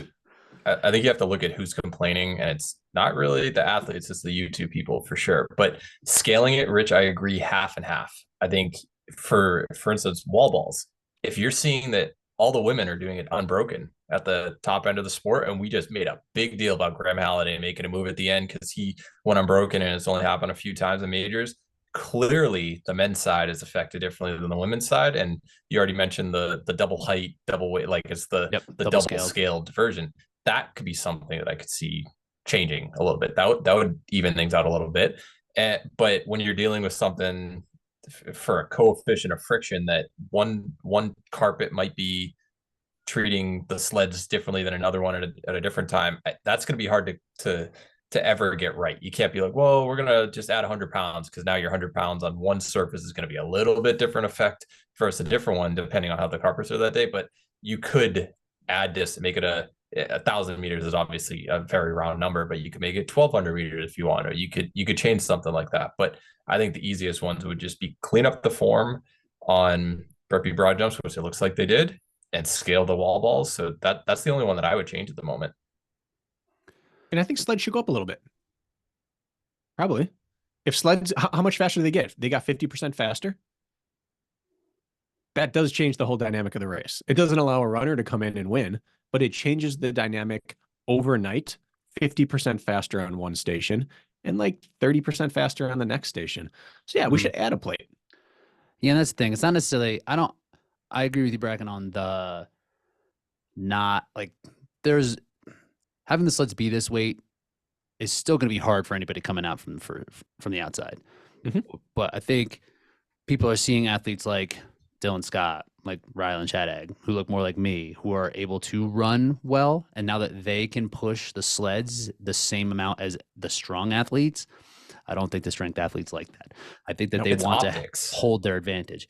Yeah. So now that the high end, it's at a point, if it keeps going in this direction, it's going to be athletes who are between 6'2" and 6 foot, who weigh between 190 and 180, right? And who can run 15:30. That's who's going to be the top here, and there's going to be 15 of those guys, right? Yeah, so but we saw like the athletes who don't look like tanks. We've seen Tobias win a world title back when they had 25-meter sleds and had all the sled problems, and he's a pretty slender guy, like overall. And Dylan Scott, go ahead. You can be a meathead as big as you want. You're not beating him on the rower. He's unbelievable at it. I don't think just because you look a certain way doesn't necessarily mean it like people have the right to complain about performance because you look a certain way on that. Yeah, I think that's fair. Oh, they will. But that's the thing. I think that is like, yeah, they just don't want it's to me, it's discrediting the athletes who maintain speed while improving strength, where other athletes just want to be strong while not improving their running at the same rate. And fundamentally, there's probably different timelines for improvement. You know, like you'll get better at pushing a sled way before you get elite at running, and you can be elite at pushing a sled, right? Yeah. So it's just, that's kind of like how the sport is going to like play out. But just like Dylan was gonna get better. yeah. It maybe accelerated what he was gonna do, but like there's precedent for this. NBA pushed the 3-point line back, and then NFL pushed back extra points. Like uprights will shrink or hash marks will change. Like they do things to keep the stats somewhat similar. I think at the end of the day, what they wanted was a sport that is split 50-50 as close to possible between endurance and functional strength. And to that end, if the stations start becoming way smaller percentage of your overall time, you have to do something to bolster that back up. I don't think you need to nerf something or you need to overload it in order to punish an athlete type. I think you need to change it so that the average split of the stations is as close to 50-50 as you can get it. But it should never enter into the conversation, oh, who could come in from the outside and supplant us? Like that's insecure athlete talk. They're If not you doing it get yet, bumped out of yeah. a sport, it's because you're not good enough to be there. Mm-hmm. The goal should be to keep the sport pure in terms of the split of the work. That's what I believe is the real conversation. Yeah. Yeah. 100 wall balls at the end. Should they be like, oh, well, people are going unbroken on it. Let's add Make it a 5 pounds to 25. that. Just Yeah. go to 30 if people start doing it unbroken there. It's people adapt and change. It's like you're gonna have outliers no matter what in the NFL. You have quarterbacks who can run and throw as opposed to just simply throw. Yeah. It's like you're not changing the rules so that one specific skill set or visual looking quarterback is gonna have success. It's like people adapt, and if they're good at it, good on them. Yeah. The average run will never get faster than 3 minutes. I don't care how good it gets. So the average station can't be more than like less than like 230, right? Somewhere in that range, 2 If you to do a 230. 230,000 meter row. The average.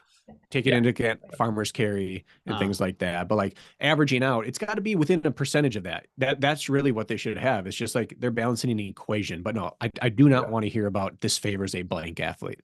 Just because that's not you. Like you were here first. It doesn't mean you're the archetype. The sport's the archetype. The athletes fill that mold. And that's where I think the active people are getting it wrong. And that's like using the example of CrossFit, when they scale things up with the athletes who are at the top kind of remain, which seems like an unfair advantage for athletes coming in who need to kind of build to that point where if it's like a standardized thing, then they could just, it would be an easier transition for people from the outside from that perspective. So I don't know. I honestly don't know. I think that it will kind of default to the best runner anyway, no matter how much time they give people to prepare for these things. They're just going to become more proficient. So I actually don't think that they should need to worry about it. I don't think they're not going to do that. I would. You don't think so? I don't think so. I don't think so. I think there's this balance. I think the sleds should be always a question mark, but never standing still, not moving. Yeah. Early on, there was too much standing still, not moving. I don't think you ever want that in a televised sport. Yeah. It's a bad look, but it should not be a formality either. And I think there's leeway with that. And you talk about the athletes changing, and you're right. Now in CrossFit, if we look at the first 4 years of CrossFit to now, it's a different athlete type in there. And those athletes have been removed. And I think that's what we're going to see. But something about OCR in adjacent sports is that the archetype athlete finds it early. Like right from the early on, we had Albin and Atkins and Hunter. You can go through the end of time. You're not going to find many people more suited for the sport than those type people. Like that's going to be the archetype moving forward. It's like the Albin is. Atkins will start to be the obsolete frame. Eventually that'll be too big. But like in our sport, Hunter found it early. Tobias found it early. Like, these are the frames that are always going to do well. But you're right. You can't take away the fact that you have to spend 8 by 3 minutes and change running. It's the only thing you repeat on course. OCR is a good example of that because we heard similar narratives and complaints is that, oh, these obstacles are easy. It's like, no, you're just better at them. They weren't always easy. It wasn't always easy to carry this. Like multi-rig used to be an issue for if you come into the sport, like you just improve and your effort should be what makes it harder, not Move faster through it. not the obstacles, not the outside factors. Yeah. Yeah. And I know I bring up my history too often No. as my proof of what I'm talking about, but I saw the first Spartan World Championship obstacles. If Spartan brought those out for next year's course, they would be booed off stage. They were not that hard. Pipe player? I had a rope climb Over I under did through. that. What'd you say? Over. Over under through. Yeah, a rope climb I did at Spartan World Championships was like 9 feet off the ground. I jumped up, pulled up, and hit the bell without using a leg ever. Just jump, pull. You use the rope at all? Just jump, grab the rope, and pull to here, and you could reach the bell. For 9 feet for you? Maybe 10. It's pretty weak. I was still. It's at just the be- top like of a 11. double black diamond. I They figured hung just it one, off of one the step. chairlift. Bing. Yeah. So anyway, point Off is the chairlift. that wouldn't fly anymore. The first rig we saw was like 5 straight rings that you stepped on it and went across, and then there was like another ring, and you went like, "This is insane!" Like, no, that's the start of a rig now, or that's the middle of a rig. It's the sport was not what people glamorize it being, and so I don't think we should over glamorize the fact that there used to be a 7-minute sled pull. Doesn't mean it's good. Does not good. Right. All right. Just a question that I've been thinking about. Glad to hear. But it's important because it's going to shape the future of the sport. And if another event comes in and takes that model and changes and grows with the athlete to press the athlete further, like, sure. And then they'll adapt and they will change the way that they look and train and their skills. But I don't think Hyrox is going to do that. I think it's going to be fast runners who can New brand push the sled and do. Would you throw Hyrox. on another plate next year? No. You wouldn't change it. You wouldn't scale it yet. I don't know. It seems like everybody's kind I'd of say you retire and now you're in charge of sport. Yeah, and then make it heavier. You're Dave Watson. I don't know. I think that in terms of if I was to do something with the sleds, I'd probably change the placement. I don't love where it is in terms of the race for the dynamics of the race, because if it's heavier or changes the sled, this and that, like it blows to pieces sometimes. And then it's not as exciting.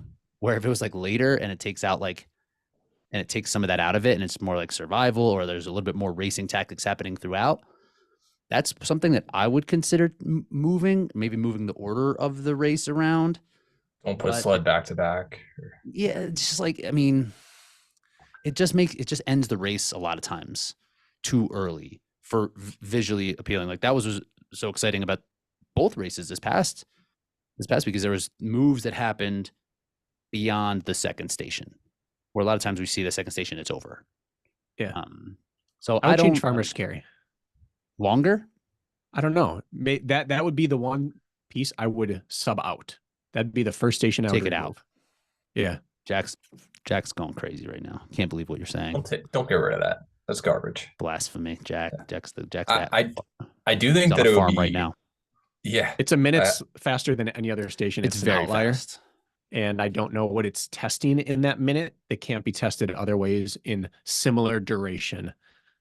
It's a formality at this point for most people. It wasn't this weekend. It can matter. It still has a place. We've seen it matter in race. Correct. Yeah. Doesn't need to change, but that's the first station I'm changing. Lucas looked like he broke down a little bit on that. We've seen Lauren lose basically in majors. That's the tipping point where Makita caught Sandy. Yep. It does make a difference because it's the first time you're vertically loaded as opposed to horizontally. But then you are vertically loaded the next 2 stations after that. Like it's like, that's why I said the first time you are. I know. But yeah. I do think it would be interesting as a different idea than your question right there. If they did have like, hey, here's our 2025 season, we're going with these 8, and now we're going to go with 8 different movements. 2026, you change it up by the season. You just keep it consistent. I know they'd have to change their calendar realistically, or they can implement it whenever they want. But that would be the way that you could maybe mess around things. But but then the other side of me is like, oh, you've got your standardized. You can compare year to year, like track. It's tough. And like athletes who would be more suited for one than the other, it's like you just lost the season. It's like changes the sport side probably a little bit too much. Mm-hmm. It's like for a different event. It would keep things from being too fine-tuned, though. Mm-hmm. Like it would. Are they trying to find the best Hyrox athlete or the best hybrid athlete? Right. I'm not Hyrox. entirely sure. Probably Hyrox, right? How Spartan doesn't really acknowledge OCR. It is Spartan. Just put a barbell in there, and then we're good to go. Just make everybody probably mad. the hill you and I will die apart on. Yep, I don't agree with it. You guys are soft as can be. You, Dave Claxton. Every time I say the word barbell on Race Brain, he's like, "Bro, stop that." I'm like, There's already a sport for that. There is. Good point. All right. Let's touch on ALUla real quick. Jack, let's get some of your takes. Quick correction. Last week we said that the organizers hired Matt Davis and ORM to produce it. That's not the case. They hired him to host the production and I guess store it on their media channel. But he was not in charge of the production itself, just the announcement part. So made sure to clear that up. Cool. Jack, what was your take on ALUla? It was pretty shocking. Like the women's results, for instance, Lindsay in 5th and Chris in 7th without like any known issues heading into it. I was kind of surprised at that. Yeah, I agree. Yeah, that was your first pick, dude. Of course you were surprised by it. Yeah. I mean, we've never seen Lindsay. Wait, who won poorly. this? We never did a No. Who won fantasy? fantasy. Oh, if you want to talk about it, but then I'm not really talking about it. We'll get those results next time. I was overseas without a laptop. I gotta know. BK This is thinks the he only won. reason I came here today. See if BK Jack will thinks go he won. 0-4. Let's do it in real time. Jack, pull it up and we'll look at your screen instead. All right. You're We'll gonna need to score fill it with in analysis. Yeah. with analysis. All right. Just get those results real quick, just so we can have quick, easy access to it. I'm on it, or I'm on the. Lindsay surprised me the most, just because we've seen her in the desert do very well, and I don't know what to make of it. I don't think it matters. I don't think this affects anything about her, but I just can't make sense of it. She was dominant through 3 hours. She was dominant through 3.5 hours in Spartan. We've seen her do ultra. We've seen her do sky running. What was it about the 8 hour? Was it the course? What did something go wrong? And I haven't heard it. I just don't know why, because we've never seen her this far back. I just don't know the why. Stupid question. How dare I ask? How did this race play out? What happened? Like, who had the lead? Where were Let me these tell you. athletes? No one knows, not even the athletes. We had a lot of athletes confused when the results came out, saying, I never heard of 3 of these people ahead of me. Right. And now they are. So no, only the person who won, who was leading, knows really what happened at the top of the race. And everything else is unknown. Right, which is like the dynamic, because that's the question. Did Lindsay go out too hard? Did she not go out hard enough? Same with Chris. Like, did something go wrong? Like, My stomach dropped when we woke up to Jack's message saying you guys missed nothing by not staying up for this. Dex, did you try to watch it? I was over there. Yeah. Oh, in the Middle that's East. right. He was up right. anyway. It was like He the was perfect there. way to get through the. I was like, I'm waking up for a morning race for once. This is perfect. Nope. Jack is dedicated to this. He just went to the Middle East to stay up to watch a live stream. I'm like, I gotta get closer. I can't do this morning stuff. I didn't tell you guys, but on Wednesday, I decided during the day I was going to do my first overnight effort.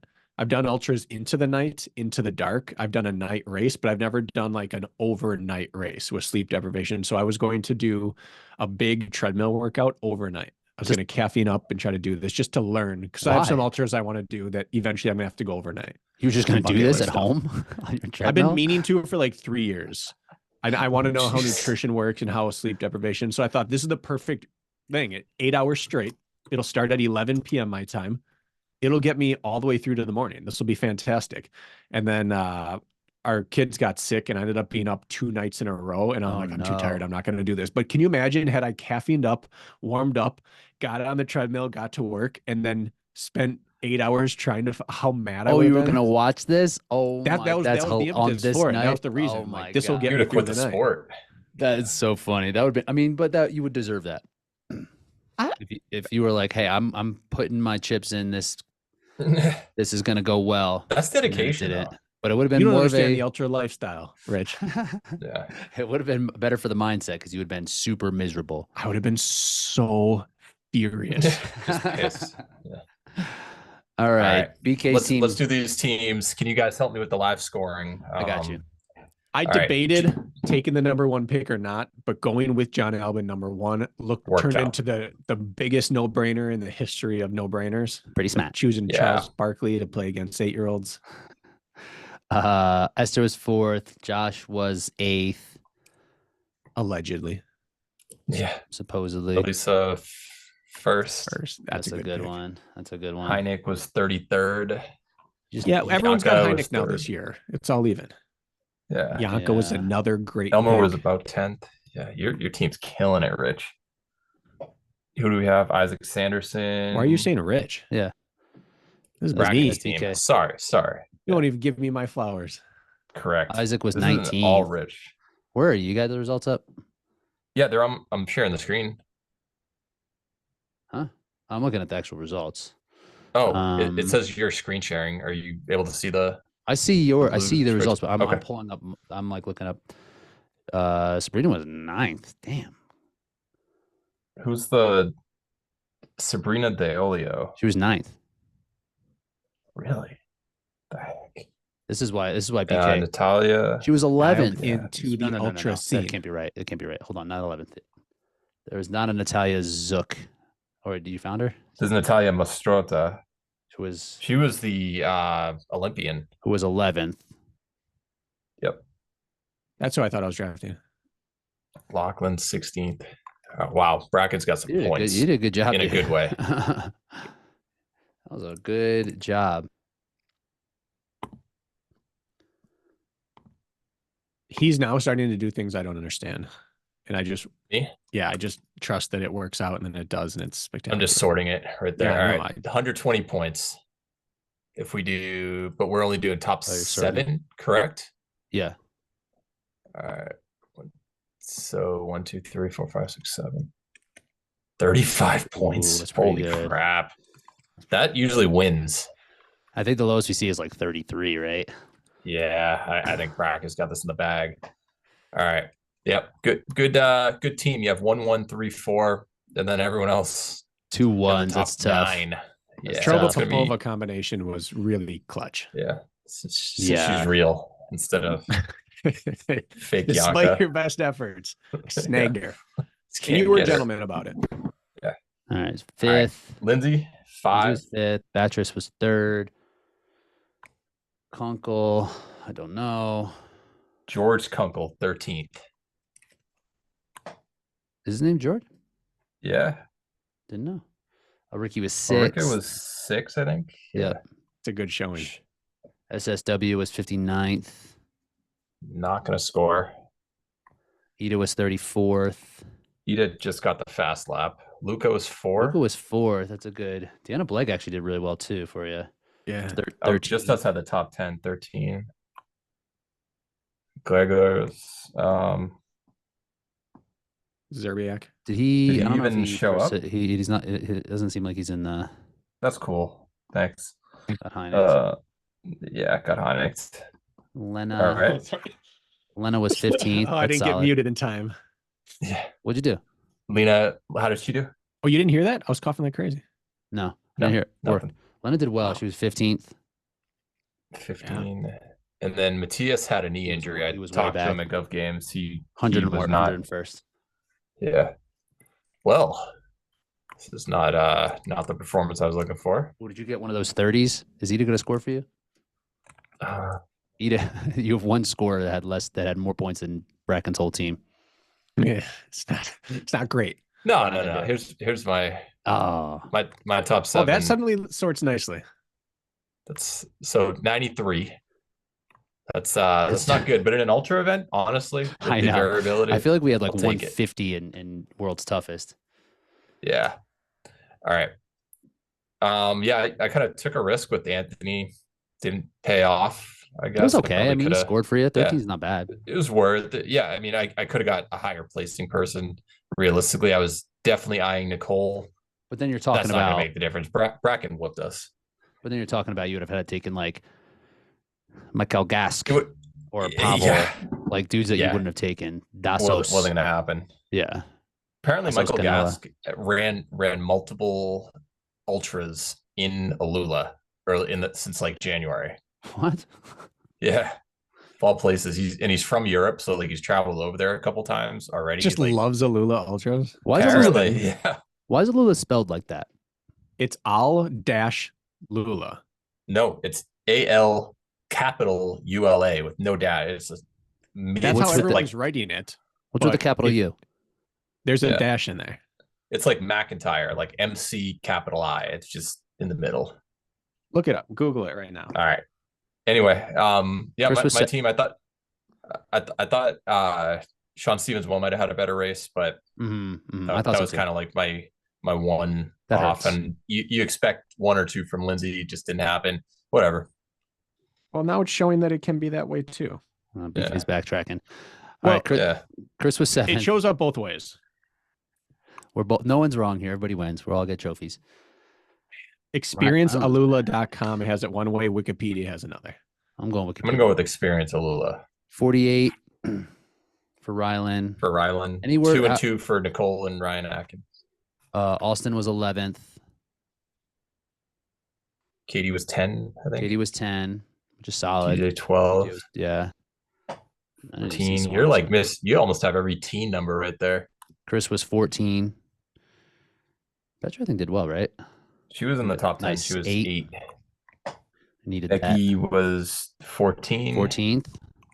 And Ryan McGuire, who early in the race 20 had some 22nd. stomach issues. He was 20th. I know he ran 80K. 22nd. Petra is a huge value pick. I know. Yeah. I was like, here's someone that's on the board. Rich with a score of Come on. 66. Ooh, that's a whooping, Jack. Yeah, but he You're didn't go you're- undefeated this week, technically. You're 0-8 in the last. Yeah. Hold on. 52. I did the wrong amount of places. What? So you plus me. So I got beats 50. Jack. I'm gonna count this. So Botchers was my highest. 1, 2, 3, 4, 5, 6, 7. Okay. So Rich 52, me 59, Bracken 35. 1, 2, 3. Yep. These are relatively low scores. These are pretty good. For an ultra, yeah. These are pretty good. Couple rough days for people, but yeah, like Ida was a boomer bust. It probably made sense for her realistically to go for the hot lap and finish in the 30s. That's just what's going to happen. So I win Yeah. no matter how many people we score. And that's what really matters. The totals. It's crazy. We yeah. all had scores. Only one person didn't finish of people that we drafted, which is great. Yeah. Well, they Yeah, gave 8 out so hours much is money to insane. age groupers and stuff. They're like, I'm going That's true. for it. What If happened we with scored everyone, Bracken or Richie would have had 148. I would have had 253 with the did not finish, and Bracken would have had 120. So yeah, no matter what you do, Bracken wins. Congrats. You say that again Bueno. for people in back. So what do we now? In a rare race Are we all brain tied? event. Are we all tied now? Here we are. Gotta get And DC in there. Bracken, what'd you get? 35? Yeah. 2 and 2. You put 45. I'd prefer 35. Oh, 35. Didn't matter. Hyrox Bracken, DC. 87 points on the year. 90 for me. Rich, 101. So There was a Bracken lot is of chatter on the airwaves technically- early on this year. Yeah. Got to count me in on Hyrox DC. Jack. 0-2. I'm not. Um, No, that's not happening. Next thing we're I'll drafting. change the colors also. But yeah. We might have a double draft weekend, huh? For Big Bear, or not? Should we draft? No. For Last chance? Last chance. Is that too much? That might be too much. I think we should all get one dog. Like one horse we have to ride. It'd be something different. Yeah. Like a wild Yeah. card situation. Okay. Not Yeah. not part of this, but just for an independent betting. Yeah. We'll figure that out. Choose your Yeah. wild card. Okay. If you add in DC, Jack has the lead by 1 point over me. I'm not doing No. DC. I would have the lead over everybody. No, you wouldn't. I'd be 4-2. I'm talking about total points for the season. I don't care about records. You're at it. You think the tiebreaker is what wins the season? It could come down to it. Not if I have more wins than you. You're not gonna. You guys won't have to worry about that because I'll have the most wins. All right. Recency, me. Not true. I just Fair. freaking. I'm on a heater. Most recently talked about was ALUla. Okay. Yeah. Cannot dispute this. What happened with Rylan out there? Just not his distance. He was dealing with a foot injury. Just wasn't going to happen. Got it. Yeah. Yep. His brother smoked it. Joshua, he's a cool guy also, but crushed it. $3,750. He's 19. For a 19-year-old. They have that again. They had a separate under 20 category, so basically 0 to 19, but you had to be 18 in order to race. You couldn't do it if you were younger. So 18 to 19-year-old division. Yeah. So he's 18, so he just smoked it. I mean, $3,500 for an 18-year-old. That's $3,750. Yeah, that's like a year's worth of living. And some. You want to know something funny? When we were at Gov Games, Rylan and his brother Joshua were having a bet to see like who could have a more the most interactions with girls, just to see who was better at picking up girls. And Joshua is an artist, and let me tell you, that guy picks up the ladies. It's a weird flex about a teenager, Jack. Yeah, dude. Hey, he's a legal adult. I was hanging out with this teen, and he was picking up all. I was hanging out with my teammate's brother. Yeah. Oh man, I'm already taken. I don't need to worry about it. Yeah. All right. So what else we need here? We think we're I'd good. be having a nap competition over there. That's what I'd be doing. I'm interested. Yeah, let's just wrap that up. We don't have to do too much Gov Games. I don't think the people are caring too much. No offense, Jack, but also offense. I had a few people message me, but they're like, first Khalifa challenge. I'll just mention that was the first one. That was unreal. Like 5 of us with probably 4 feet of rope in between us, couldn't go slower or faster than your slowest person. Ethan Brown gutted it out. He was feeling it about the 110th floor or so, and he still had 50 floors to go. And I thought he was going to die in the hallway. He just hung on, super gutsy performance, and we dipped under like 29:05 with our team. They didn't think it was possible to have a team of 5 people go under 30. And 4 teams ended up doing it. And they basically tested with some Olympic trials athlete, like very, very high quality runners, a team of 5 in the Middle East. And the fastest that they did was 32 minutes. And they were like, no one's breaking 30. And so for 4 of us to do it, they didn't care. They were probably told they had to do it, or they're like going to get like a penalty. They're going to like take away their salary if they don't do this. Like, yeah. It was fun. I love that the scoring. I heard the scoring was much better. It was like live scoring. You can see where you're at. But I love the first event. Like they don't like there's 4 teams and they all get the same score no matter what their finish was. I was like, okay, great. This is off to like the Goofy Games is living up. It's like scoring, goofy scoring is a plus. Is a plus. Look at that. So it was right on with what was expected of the goofiest of the games. So it's transparent, still not the goofiest. I still have not heard of anything that tops carrying a rower to the top of a mountain. Dude, that rowing shit is and carrying it down. That shit is functional. I don't know what you're talking about. I think about rowing all the time on my trail runs. That hydration pack? Nah, man. It's a concept too. The Go Ruck division was actually really fun for to watch. Did you guys catch any of that? Finish. Oh yeah. Yeah. How was it? I saw Luke Halterman was live streaming, and I saw his. I don't know if they had an official one, but I watched Luke's stream, and I didn't know about that. Dylan kept looking over to his left. He's like, "Crap! How many am I at? What's Jared at?" And it was like a photo finish, basically. They both were like 60 mid. Craziness. I'm calling it. Dylan denied it, but the DJ impacted that race. Yeah. He was in the way. Yep. Yeah. He's down there dancing in front of it, and then they both dropped, and Dylan ran inside. And right where he was standing, he had to like back up out of the way. And Dylan basically walked the last 5 or so steps in. It was not a 3-second difference. It was half a second. The referee is is part of the playing field. We all know it. This is the DJ. The DJ is part of the playing field in NFL. We know this. We know this is the case. When the organ is out there on the field, you got to mind the DJ. But that was really fun and really. I mean, watching Jared run with that, like, that looked like a hydration vest on Jared. The ruck weight vest. It was just like he's running as fast as he would typically run, and he would just like take off and just blow everybody out of the water early. Dylan left lunges before him. I thought it was over. And then suddenly there's like a 20-second gap or 22 seconds or something. It What was in crazy. the world? It was crazy. He was running so well. And then, Eric Williams with come from behind. He's a patient racer. That event doesn't look fun at all. Lauren Weeks started and ran an extra lap on the first lap, and still came back and beat everybody on like the first station. She came in like 7th or something like that. I think Anthony told her that she needed one extra. That's just like a high level coach move. Just like putting her on motivated. tilt. There you go. Like, watch. We know you won yesterday, but and then she just caught everybody. And I think Vivian was 2nd, and Laura Montala ended up in 3rd. So really strong race for her. That's a rough back-to-back day.